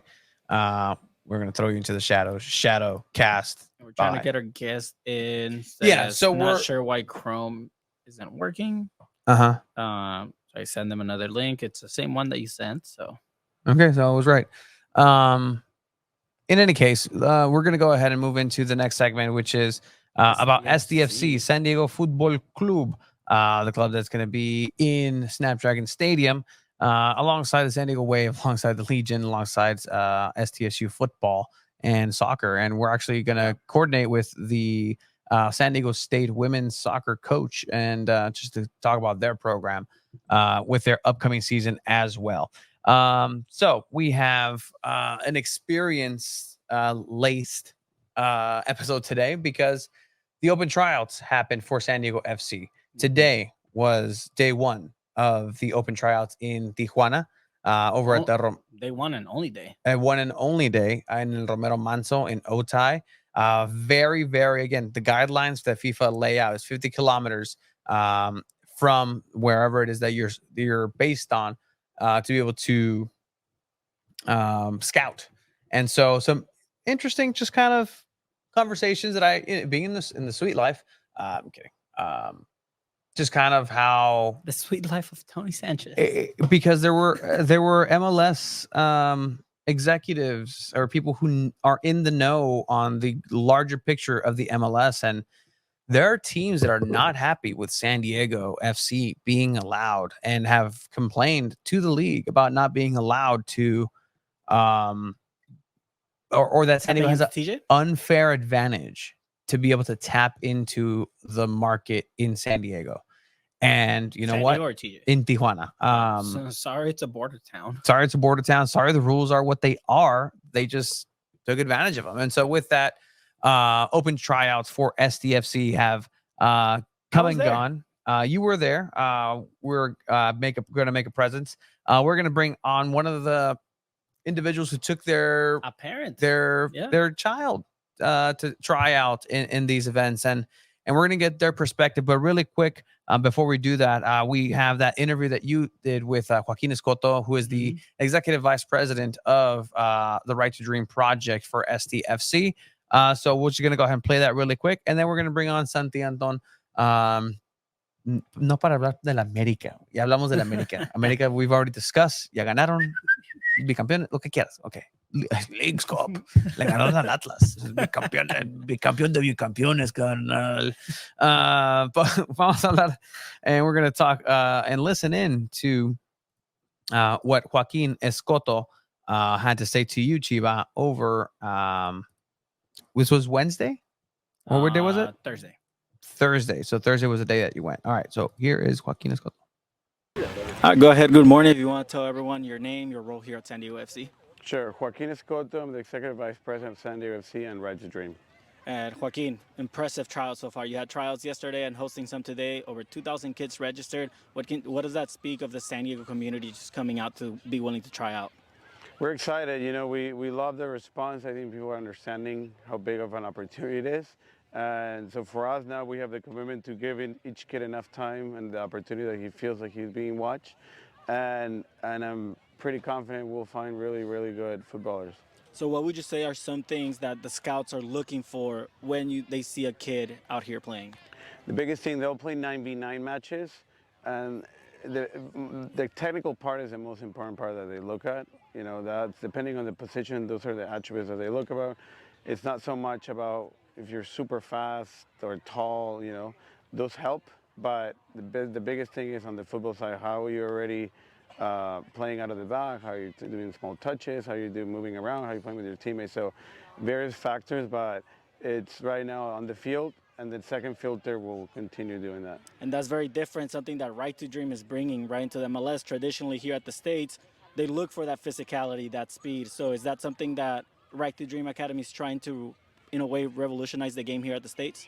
I mean, Right to Dream, we've done this for 25 years, and especially on the filters. I mean, all those components obviously are important to develop a great footballer, but in this open tryout, it's important to, one, give the opportunity to any kid, regardless of your income. This kind of first levels the playing field. You just have to come out for free, try out, and then our scouts will look at you, and then we'll continue the process of identification, and then hopefully you can join next summer our academy. And you had trials yesterday, today, and next Monday you're having some in Tijuana as well. What do you think the biggest difference will be from the trials here to the ones in Tijuana? So yes, we're having trials in Tijuana. I mean, the biggest difference is a different type of player in Mexico that our scouts recognize, but we like that. Right to Dream, likes the, you would say on the smaller side, even if it's a kid that's going to be only 5'7", 5'8", probably other MLS team that would not make it the cut. For us, we like that. We don't mind it. Some of the best players in the world are 5'8", 5'7", so that's something that we believe more on the technical side of the player, and that will develop. And Joaquin, if you had one message for the kiddos that are here trying out, what would that message be? I mean, the ones trying out here is to, give it your all. Even, you could have a bad day. We'll have more open trials to not get your head down if you didn't make it, and continue working hard and take advantage of this great opportunity. Joaquin, great talking to you. Thank you for your time. Excelente, excelente, excelente. And so he's the one that's heading this project. And so let's talk to somebody who was also out there, but on the other side of this, right?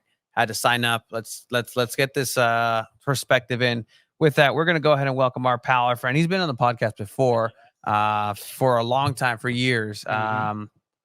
Unfortunately, le va la América. But with that, we're going to bring on el fantástico Santiago Anton. Santi, ¿cómo estás? How are you? How are you guys? Pretty good, pretty good. You get to see you. I think no, it wasn't the last time, but I remember when we played the COVID World Cup, no, the COVID tournament. Remember? Oh my God! Yes. OG. We did have. There was no sports. The community COVID Cup. The second one. Yeah. Well, also there was two of them because COVID kept going. We had simulations of FIFA. I think we made it to the semifinals or quarterfinals, something like that. Yeah. We were still Club America, of course. Oh, I mean, you had your kid cheering on America, right? Like, yeah. We were going crazy. I remember. Oh man, that's insane. Good times. Right, Santi, you signed up your kid, right, to the tryouts here in Chula Vista. I just kind of want to pick your brain. What was that experience like? The process of just signing up and showing up there. It was pretty simple. What I've heard the day before on Wednesday, it was like a lot of kids going there because some friends took their kids on Wednesday, and they were like, "Oh my God, it was so many people. The line was like really back, like more than 1,000 kids." And like, it sounded like, oh, it's gonna be like, like pretty intense. But when I got there like at what, like the tryouts started at 8. We got there like at 7:30. So when we got there was no line, no nothing. We just went straight to the check-in, and it was pretty fast. And the kids were already like starting to walk to that backfield, like the last soccer field over there at the Olympic Training Center. And it was pretty simple. I mean, I thought it was gonna be like harder, but it was very, very, very fast. And I because what I've heard before, I guess on Thursday there wasn't a lot of kids as they were on Wednesday. Yeah, and we see here like over 1,000 young athletes. What we're seeing is it's I think on Wednesday. Yeah. And so, I think they kind of figured some stuff out internally, because I think a lot of what happened is that a lot of kids from Thursday thought a lot of parents thought it was a 2-day tryout, and they showed up Wednesday as well. Okay. So I think there was a lot of miscommunication there. Yeah, because they sent emails. I received the first one at 9:01 in the morning, like I don't know, like a week before, something like that. And it said, "Welcome, Leon, to your tryout on Wednesday." No, on Thursday. No, Wednesday. And then at 9:01, like a minute after, I got another email saying, welcome Leon to your tryout on Thursday. So I was like, I remember it only say it was one day. So, and I remember seeing on the Instagram, they put like, they add an extra day because there was a lot of demand. There was a lot of kids. So that's why I figure out like, okay, let's go on Thursday. And the truth is I already like had it planned to go on Thursday, and Wednesday was kind of impossible for me to go. So that's why we went on Thursday. But yeah, it was fast, and there wasn't that much of a kids as in Wednesday. Yeah, and Max saying here they sent out 2 invites. I'd love to get other people's perspective too. If you were there, if you took somebody, if you know somebody, because so this is the tryouts. This is an open tryout, and I remember when Cholo started, they did that same thing too, where they had open tryouts, and you know, they're selling you this dream. You have the right to dream, pun intended. But overall, like, what did you think of the actual tryout as a parent? Like, do you think it was a fair shot? Do you think everything seemed smooth? Do you like what they're building as a parent here in the community with San Diego? Yeah, I mean, I like it. I love it. The whole process, or like the tryout at itself, it was kind of fast for us. It was not that good because my kid felt bad. We went out of town, and we got here on Monday, and he got like jet lag. So he was like, he started feeling bad like in the when the game started. He did the warm up, and then they start to play like the 9v9, and then 3 minutes before he was feeling bad, like wanting to throw up and thing. So he went out. So for us, it was not that lucky, or that, I mean, I knew it was going to be difficult because we went out of town for a month, so he didn't like, like play or run or something. So he was not in rhythm, like soccer level rhythm. Gotcha. So I knew it was gonna be hard, but I was like, okay, it's the only day. Let's go. Let's see how it goes. And if it's not that good, I knew he was not gonna be like in his top level, but I thought he was gonna. I mean, I didn't think he was gonna like go out because he was feeling bad. So that was. I mean, it's okay. Things happen for a reason. So For sure. So yeah, there will be more as what's his name? The one that was before. He said there were going to be more open tryouts. So maybe next time. No, maybe next time. But I think it was a fair shot because That's good. I mean, it was like they did like teams depending on your position, on the position of the kids. Oh, They okay. would say, for example, they will put like, okay, we need a striker, we need a midfield, center mid, right back, left back, and they build the teams like that. So Okay. in every team there was one right back, one left back, one center back, center mid, wingers, strikers, depending on there were 9, so yeah, there were a little bit less, but that's how they did the teams. So I think it was okay, because if they will do it in another different way, maybe you'll get like 2 center mids, or I think like something like that. So it was the right way to do it. And since there were a lot of kids, it was also like, I mean, this is how it is. It's fast. It's If you got it, you got it, and I think it was okay. So I think it was nice. I know today in Tijuana, there was a lot of people too. Some friends took their kids, and it was also kind of like the same thing. Warm up, and then having the games depending on their positions, and I mean, I like it. I love it. To tell you the truth, my kid is 10 years old, so he will be like, the next year he will be 11, and I don't know if they started that young in the academy, but I don't like the idea on sending my kid like too young, like to an Yeah. academy. Okay, this is it. You're out of my house now. Like for me, Yeah. No. so yeah, I don't like I don't I took him not to like to get into the academy. I took him just for the experience. Of course, when he's older, I would love it if he'll get into the academy. But right now he's playing in the Chula Vista FC, and next Okay. year they play MLS Next. So that's the same league, San Diego FC in that in that age are gonna play, so they will be playing against them. So he will get his shot, like to show himself later. So it's okay. But I like it. I mean, the fields, the Olympic Training Center, it's gorgeous. It's amazing. Oh yeah. It's almost like a carpet. It's the second time we went there. We went there before when he did the Real Madrid camp.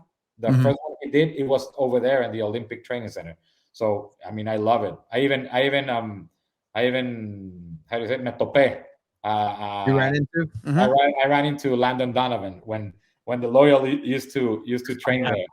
Yeah, so he was like all alone walking, kind of like, I don't know if he was mad, like there were a lot of kids over there. He was like just walking, and I saw him walking like far away, and I was like, oh, it's Landon Donovan. What am I gonna say? And I was walking over, and when we get like passed through, I told him like, morning, coach, morning. He just screamed like, morning, and I was like, okay. No, I keep walking, but yeah. Así es güey. Sí, that's how he is. But no, that's great to hear that, you felt that way. And that's something that this academy is prepared for, right? You mentioned, right? Like you weren't necessarily looking forward to, you know what, he made it to the academy, send him away. He's going to go. And there's different situations, right? Like, well, I know people that flew to Tijuana from Sinaloa, from Sonora, from Jalisco to try out in Tijuana. And if they get accepted, it's a whole new life in America, in a school. And that's a reality. And so not only does a right to dream, and this is just kind of, again, sweet life, some info, just they have the coaches meet with the parents, right? Because you always have the situations que es el niño estrellita, que es, this is the parents are like, oh, mijo, this is my kid, this is my papa, like, look at him. And I make it like a Hollywood audition, right? If you say to a kid, here's the script, and the line is, oh no, my puppy, and you're gonna have the kid say, all right, go, action. Oh no, my puppy. Okay, next the kid comes in, and then that kid's the, hi everybody, my name is Satata, and I like to go ahead and show you what I am, and the parents hovering over them, and that exists in soccer. So, niño estrellita, the kid who has everything, they need to also look at the parents. It's a visoría para los papás también. It's a tryout for the parents as well to see if they're ready for this undertaking. So it's a really good program. And as Esteban was saying too, right? Like it's a very professional setting. He knows it as well. He's a coach here locally in San Diego, has friends connected in the community of soccer, super professional. And that's good to hear, right? I'm me da gusto. That's really cool that San Diego's doing it right in that sense. And I think out of all the things that San Diego's FC's done, this is the one where people are like most okay about. Most like, okay, it's for the community. I like how this is being ran. It's free. It's free. ¿Sabes qué? Pues es gratis, güey. What do you have to lose? What do you have to lose? It's a really good opportunity. And marketing, like, yeah, a lot of kids like, oh, dad, let's get the season tickets. It's also that, like open tryouts, everybody come, everybody spread the word, make hacer ruido, no, of this. Yeah. So yeah, it's a win-win, and hopefully they'll get the best young players, so we can finally get a championship here in San Diego or something. No, I like that. I like your mentality there, Santi. I'd love to keep getting as we go, just like your father-son perspective of this, because I'm really interested. Yeah, is your kid like asking for tickets? Are you gonna buy tickets? Do you have a plan for it? I mean, I want to buy tickets. He's like, he never like gets he's not like, hey, buy me this, buy me that, buy me this. He's not like that. But I know, I mean, he will love it, but he understands that if it's very expensive, we're gonna go, I don't know, to 3 games just in the season, So I think it's more me that wants to buy the tickets than him. He's like, okay, if you buy them, that's cool. If not, it's cool too, But I really wanna go and to buy tickets. But when I talked to I think Erin was her name, Erin in San Diego FC. They were very expensive. The tickets were very expensive. It was like, I don't know, like 6 months ago, 5 months ago. It was like the premium membership, I think. But it was like $5,000 for a ticket, something like that, for the whole season.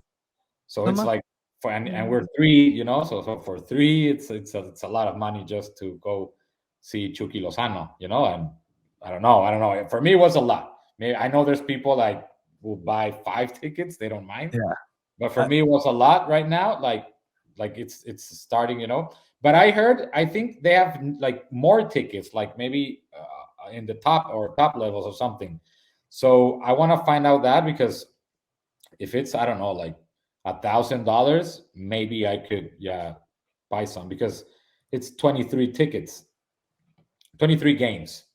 So let's say it's, so maybe 1,000 I can think about it, but 5,000, it was a lot. It was a lot, like 50 bucks a ticket for a game. It's okay, you know, if you're gonna have your seat always, it's okay. But I don't know. I truly want to buy some tickets. I want to fall in love with this team, because you know, you guys know I love soccer and football. Sorry, I love football. When I speak in English, the soccer gets into me, but no. It comes out naturally. Yeah. Yeah.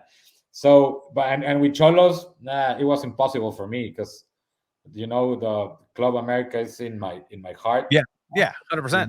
In my hair, as Canelo used to say before he knew English, in my hair.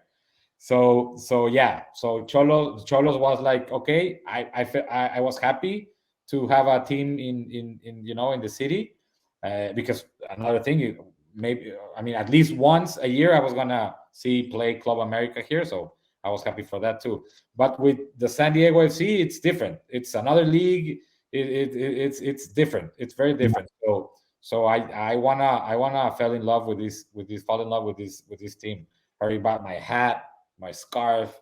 I went to the Chucky Lozano, Chucamania, güey. Chucky Mania. Yeah, I was there. So yeah, I'm trying to like be in everything, and like we used to be with the Loyal, you know. With Loyal, it was like kind of the same thing. We thought the Loyal was going to be the team to go to the MLS, but it didn't happen, and it was sad at the moment. But right now we got the San Diego FC, and it's starting to get into it. Yeah, I mean, se empieza todo por algo, and I mean, if that's that's a really good perspective, and I'd love to kind of get to touch base more on that, as far as if you do fall in love, or if they do. Because I love the way you said it too. Am I really going to pay like $5,000 per ticket a season? That's $15,000 to see Chucky Lozano, like that, and that's the reality of things. Are you really going to do that? No, you're going to pay $15,000 to have a good seat, to maybe sell it when Messi goes down. And no, the good thing is, you know, in the US, the MLS, they it's not like in Mexico that you go and just watch the game and okay, go out, or like maybe the banda is playing outside of the stadium, you know, and something like that. In the MLS, it's a different thing. It's a whole new experience. You know, you got the pre-party outside, tailgating, like the way they do it in the US. It's a whole. It's not 90 minutes of football. It's like 3 hours, 4 hours of football party, of soccer party. You know, it's the experience. It's having a great Saturday. You know, soccer Saturday. I mean, that's what I like. I know it's not gonna be like the best quality of football. You know, because it's almost impossible to have it either the MLS or in the Liga MX. No, but still, it's gonna be a great thing. The stadium, you know, the whole show. It's gonna be. I know it's gonna be like worth it. You know. Santi, I think you're gonna get yourself a good 5% discount for your kind words of STFC. But Santi, I love your perspective as a parent, as somebody who's in the community. Let's check back in. Let's chat again. But I just want to get that perspective out there. But Santi, thank you for your time, and suerte al chamaco, y que la siga. Thank you. Yeah, sí, no hay otra. A darle y a chingarle, ¿no? Es todo. Así es. Santi, muchas gracias. Buenas noches. Saludos, hermanos. Que estén bien. Gracias. Perfect. What an interesting take. I mean, to just see Chucky Lozano. No, even that. I mean, what he said is true, right? A lot of parents are not going to be okay sending their kids away to live in a facility, to go to school and train. But then you have those families that it's like, oh my God, this is an opportunity of a lifetime. Yeah.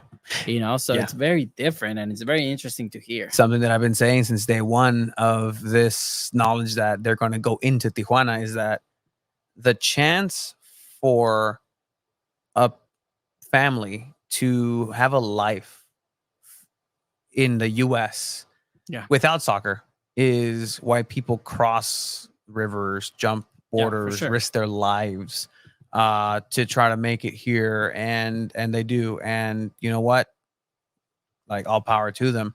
But this is an avenue where through soccer, through sport, they're going to go ahead and move you through the system where not only can you potentially be a professional soccer player, but this Right to Dream Academy does focus on the human being, the whole person. If they'll cut the people who are going to be making it into the professional setting, dwindling it down. We saw 1,000 a day. Same thing in Tijuana. From what I understood, from conversations that I had this last couple of days, from these thousands of people, thousands of kids, they have to bring it down to no more than about 20 a day, right? So that's 60 kids. These 60 kids are going to join 50 kids, and this has been confirmed. The official open tryout started on Wednesday. The week prior, 50 of the best talents in San Diego have already been identified and scouted by the Right to Dream Academy, by SDFC, and they started a training camp. They had that because they were already, boom, flag identified. These open trials to capture people that you may miss, people who are just outliers out there. And so that's opportunity still going to be there. So from this number of 1,000 whatever kids that are trying out, it's going to get condensed. From those tryout kids, they're going to put them together. Let's say at the end of those, it's 20 from the 60 into the 50.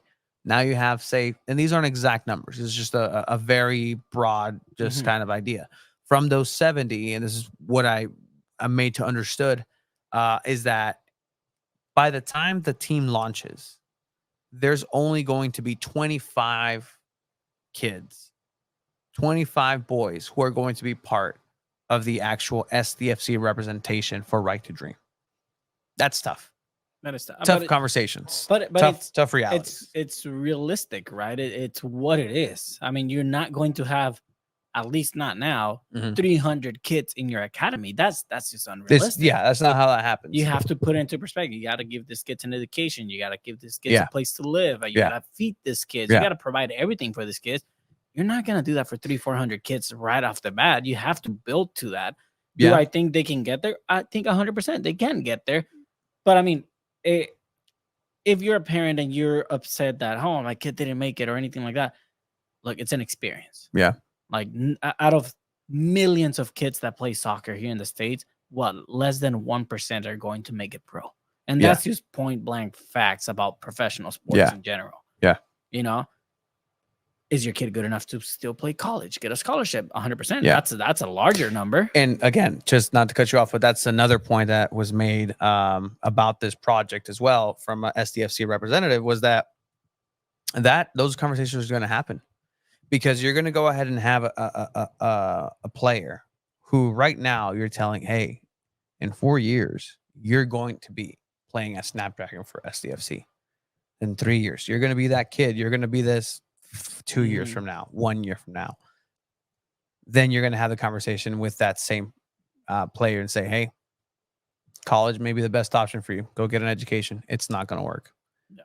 But you've been telling this player year after year after year after year, you're going to be a professional. You're going to make it here. Or options go elsewhere. And does that mean USL? Does that mean you get sold? Does that mean...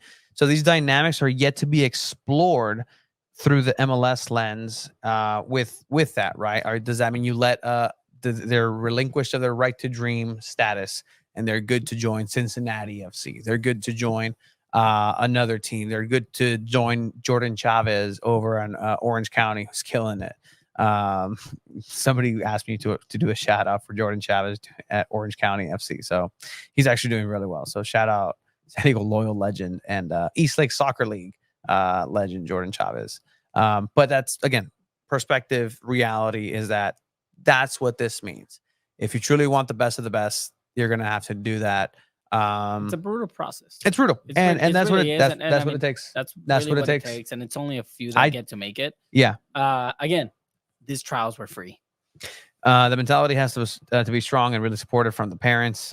In one of the community connects, I believe that they made mention to the parents will be able to visit.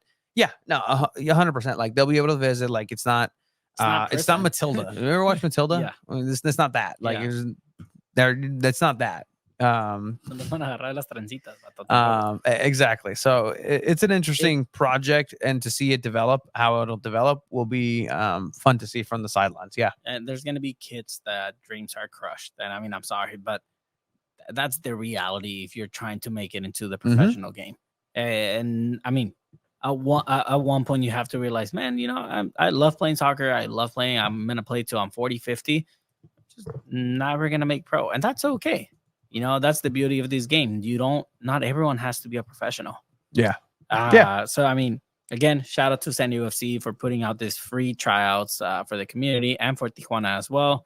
I mean, I don't know what else to say, Tony, but I mean, it's a good experience. It's a good experience what I will say, though, is that sources have pointed that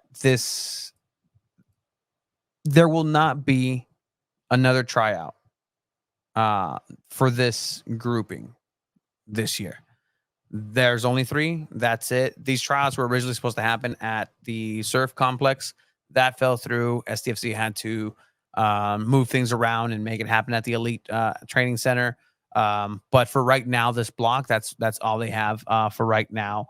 Something that they do have, and again, if you have your experiences, we'd love to hear from SDFC's perspective and tryouts. And you heard Joaquin also admit, players from Tijuana are different. They are. They're looking for different things. They are, and I've always told you this. When I was growing up, when I was coming up, I saw 20 people that could legitimately be better than anybody I've ever seen play in the United States, who never were seen over there, who didn't have an opportunity, who aged out of Cholo tryouts. And, you know, that's what may change from here on out with this project, with the Try to Dream, to catapult careers and dreams in that way. Why did it fall through? There was just, I think, negotiations didn't get finalized. Contracts weren't signed on time, and it just plus. As our good pal Abe Cepeda knows, there's some interesting stuff happening with the surf grounds and rent and all that good stuff. In other SDFC news, I think you're gonna pull it up, right? San Diego FC's very own Chucky Lozano scored twice in a 5-1 win in the Eredivisie. I think it was the first game of the season. I mean, Malik Tillman from the United States also scored, but Chucky Lozano came in as a sub and scored twice in the 72nd and 79th minute. Is polishing up his game, saying, "I still got it." Yeah, I mean, he got himself a haircut. That's for sure. So I don't know if this means a new Terminator version of Chucky. That's going to be coming in. It's not Chucky at all. That was Chucky. Was it? Yeah. I didn't see it because of the haircut. Riflazo. With his right foot get, there. San Diego. Yeah, get ready for that. Goals so outside really, the box. A really good goal, really good shot outside the box from Chucky Lozano. Marcus Invarsen also getting himself some minutes there, but here Chucky Lozano for his brace does a fantastic finish right there with a lot of pressure. So that's a brace for Chucky Lozano. So that's something that SDFC fans can be looking for. And that flow of play going through Snapdragon. Speaking of the flow, segue. That was. What did you say? Invarsen got some minutes? Yeah, some. Yeah. Where? What are you talking about? FC Northland. Oh, okay. Not for PS. What? Yeah, no, I was like, what are you talking about? I don't know. It just popped up in my head. Yeah. Flow. is the name The state of the flow game is for setting yourself right. SDFC. I'm always locked in so that I can be completely and creatively free. We call it a dance. You're eating tickets, you're busting it out, you're constantly moving. For me, my flow state comes from lived experience. You're just in the moment and everything is kind of going your way. This is the only thing that really takes me to a different place. Once the whistle blows, I really feel like when I'm in my flow state, all those thoughts kind of go out of my mind.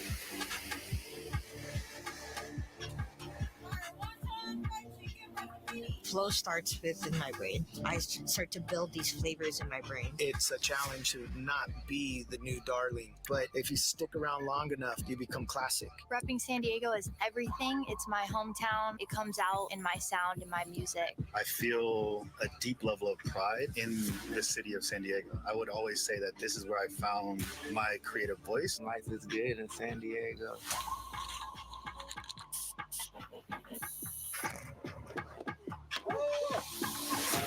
San Diego just has an undeniable energy. What's cool is just like restaurants, it gathers people.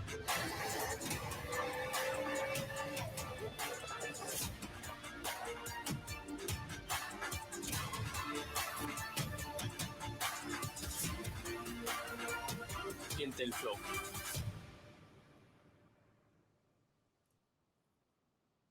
Siente el flow. Do you feel flowified? Are you ready? This is the video that SDFC have released in their announcement for those season tickets in the 100 section. Just kind of now for sure. Hey, buy the tickets. It's a cool video. I mean, I don't know what you want me to tell you. I mean, yeah, cool. They have to do this stuff. I get it. If I'm a fan and I see this and I'm considering getting season tickets, yes, you already have Chuck Lozano. I get that. Mm-hmm. But I would find it very difficult to say I'm bought in this team when they only have 5 signings, when I don't even know who the coach is. I don't even know if the team is going to have players that I'm like, oh yeah, these players are good. Like, I don't know 5 that players. yet. What are you talking about? There's 4. Oh shit, it's only 4. And kit reveal.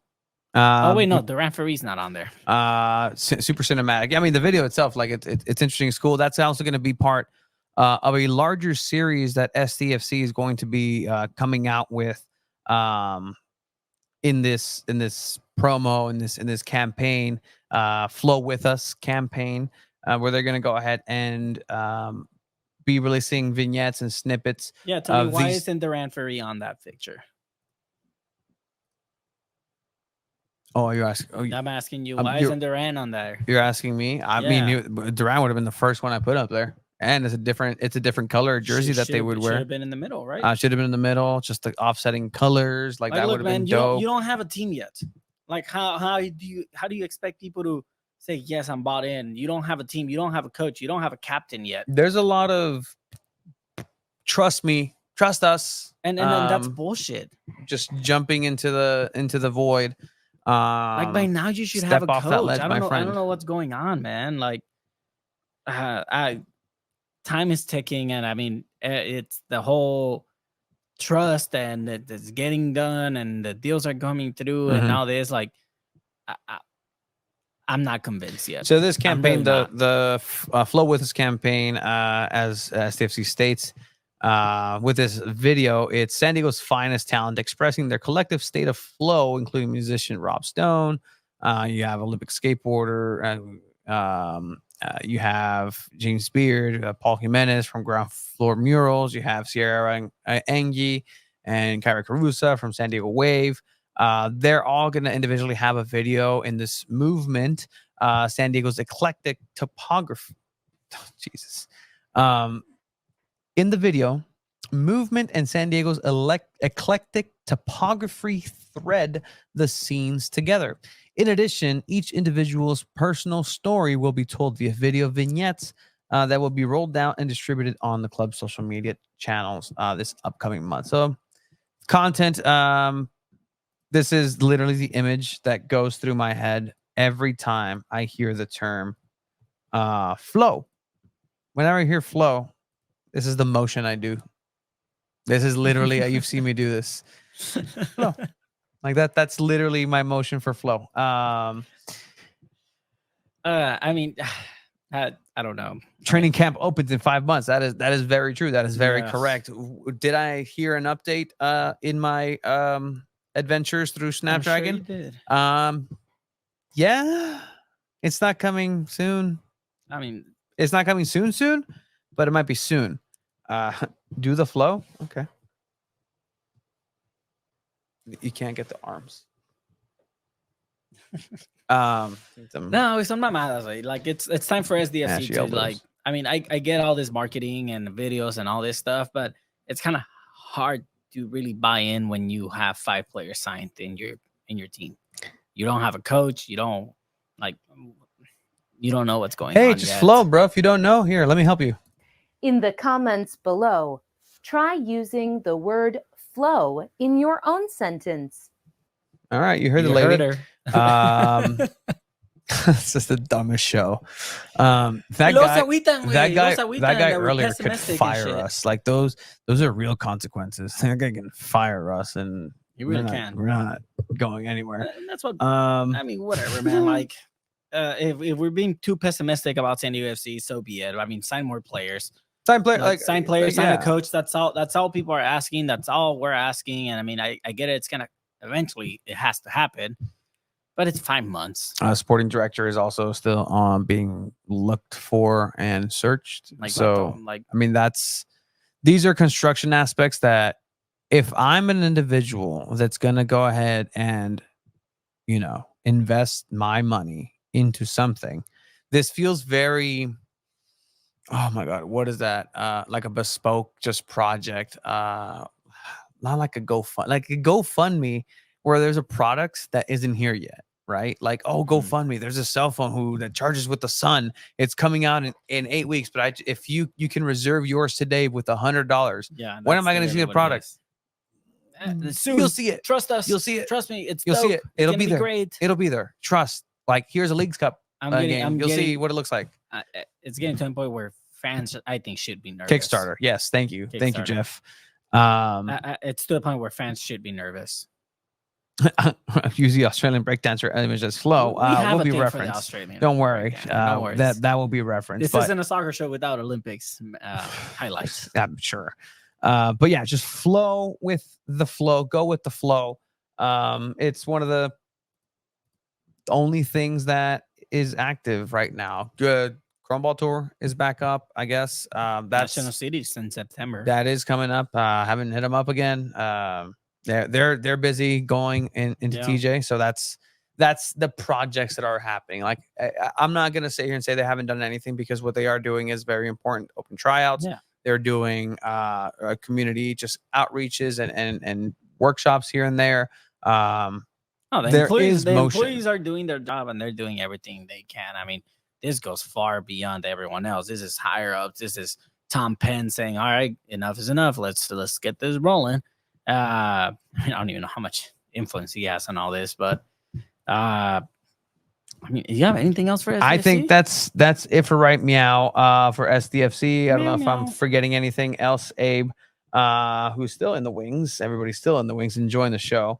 But if not, we're going to bring him on for the last part of the show. So I'm going to bring him on right now.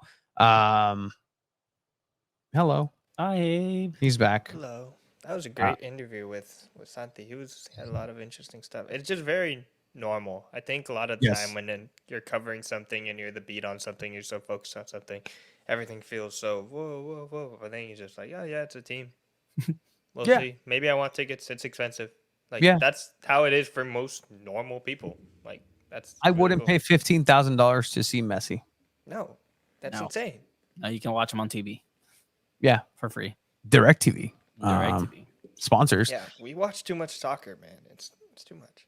Yeah, no. If you want to watch the best in the world, go watch San Diego Wave. Literally. I mean, literally. Yeah, the best defender in the world is gonna have a bobblehead night on August 24th. That's pretty cool.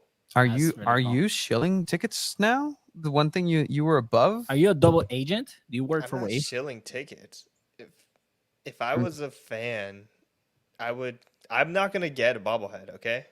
Unlike some people, I am a journalist. I am independent. I don't need to be. I'm not taking pictures with Rul Van Nistelrooy. All right. So I didn't either. Get those thoughts out of your cranium. Eat 12 tacos. Some people get hats, get scarves, maybe.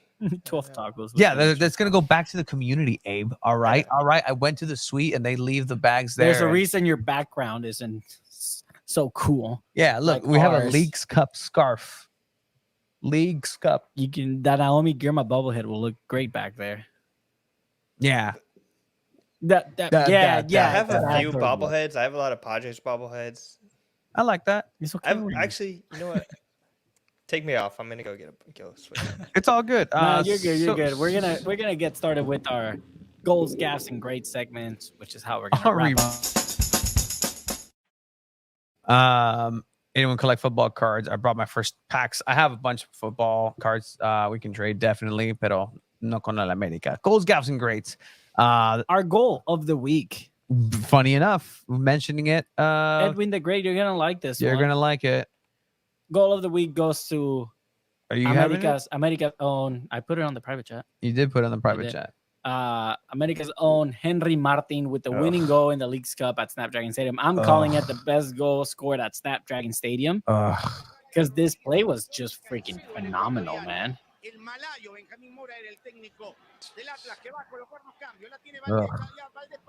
Like, Vato, I hate America, but this is just crazy. Adios.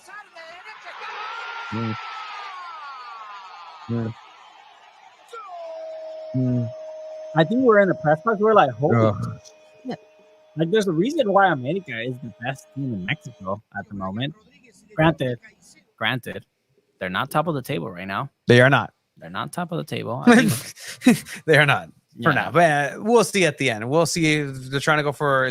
You can't tell me this isn't a freaking golazo. Tricampeonato. No, es un golazo. The way he individually gives himself the autopase, just to have the vision to then and control to cross it very low to the ground. And Henry Martin using every resource. Fue de chiripa, no hay pedo. Si cuenta. Es lo que quería hacer. That's exactly what he wanted to do. Yeah. Kudos to Henry Martin. If only he could do that with selección. That'd be great of him. Excellent. But that's San Diego Football. Ahora me acuerdo cuando las Chivas iban a anunciar la bomba Henry Martin de Cholos y valió madre todo. Ni su madre, pinches Chivas. Diego Son with the assist was great. He had a lot of plays. I was really impressed by him this whole game. He was getting into the box a lot, like drawing fouls. A lot of the fouls at the top of the box were all from him. Like he was a problem. Yeah, no, that was an excellent play. I will agree. I am not becoming an America fan. Don't you ever say that ever again. I am not becoming a que chingue su madre la América. Oh my god. Oh my god. Oh my god. She was becoming an America fan. No. Oh wow. No. That's a strong possibility. Nunca. Chingue su madre América. Oh my god. Tranquilo, vato. All right. So that was the goal of the week. The gaff. I mean, look, sometimes. No, let's go with great. Let's go with great. The great, deservedly so, is Naomi Girma, San Diego Waves' very own, with the Olympic tournament that we've never seen before. I mean, great center back, being named the best defender in the world. Again, if you're a soccer fan and you've never been to a Wave game, get out there on the 24th. Now I'm selling tickets. Get out there. I mean, and I'm selling shirts and jerseys for other people. She has been named the Secretary of Defense for the United States. Get your merch. Yeah, in this very, very sketchy website. San Diego Wave may be one of the worst teams in the NWSL this season, but Naomi Girma is someone to definitely go out and watch plays. It's worth the price of admission. It really is. When was the last time a defender got a Ballon d'Or? Like, genuinely, she can be in that conversation in the women's game. She is that good. I think 2006 when Cannavaro won the Ballon d'Oro. But again, he was helped a lot by winning that World Cup. But I don't think that's happened in recent history. It's mostly attackers on either side of that award. Naomi Girma. But good stuff. Naomi Girma's never scored a goal for the Wave. There you go. There's something. There's a fun Score fact. Or score a goal on US Bubblehead night. Team. Score a goal on Bubblehead night. That'd be very, very cool. Just let her take a penalty. Yeah, it's not like Alex Morgan's doing any better with penalties. To the moon. That's why she wasn't there. All right, gaff of the week. This is a sports show. This is a sports talk show. We will talk sports. We were having a hard time picking out these soccer gaff. I'm not gonna lie, and this popped up. This is the gaff of the week. ¿Qué pedo, güey? ¿Qué está pasando, güey? Get this person the medication needed. She didn't have help. a single point.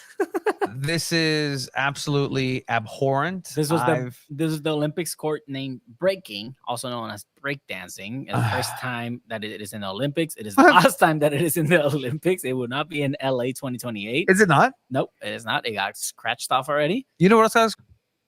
That has to be Jeff worth said, something. my day is made. That has to be worth something.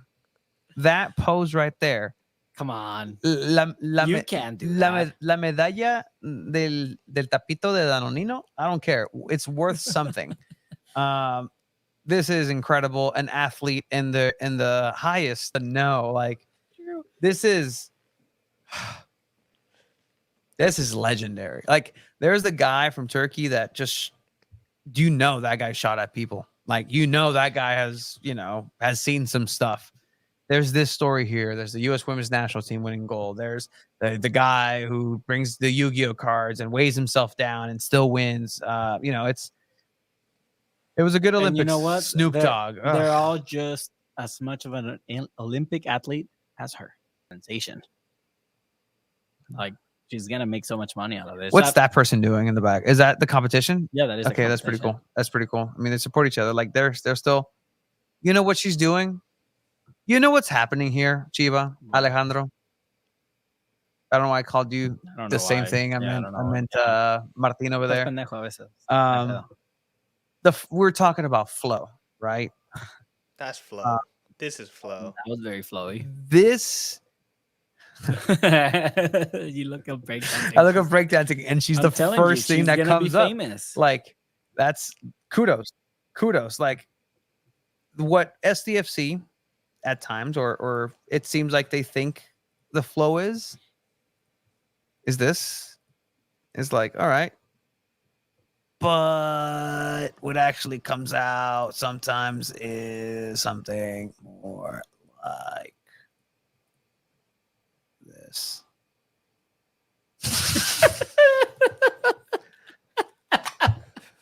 Flow. All right, man. That's how we wrap this shit up. Flow. Oh, shout out Australian lady breakdancing. I'm gonna be very happy when let's send her a there's message. teams. Hey, you want San Diego football's gaff of the week? This should be the grade of the week. This is so much joy. This is nice.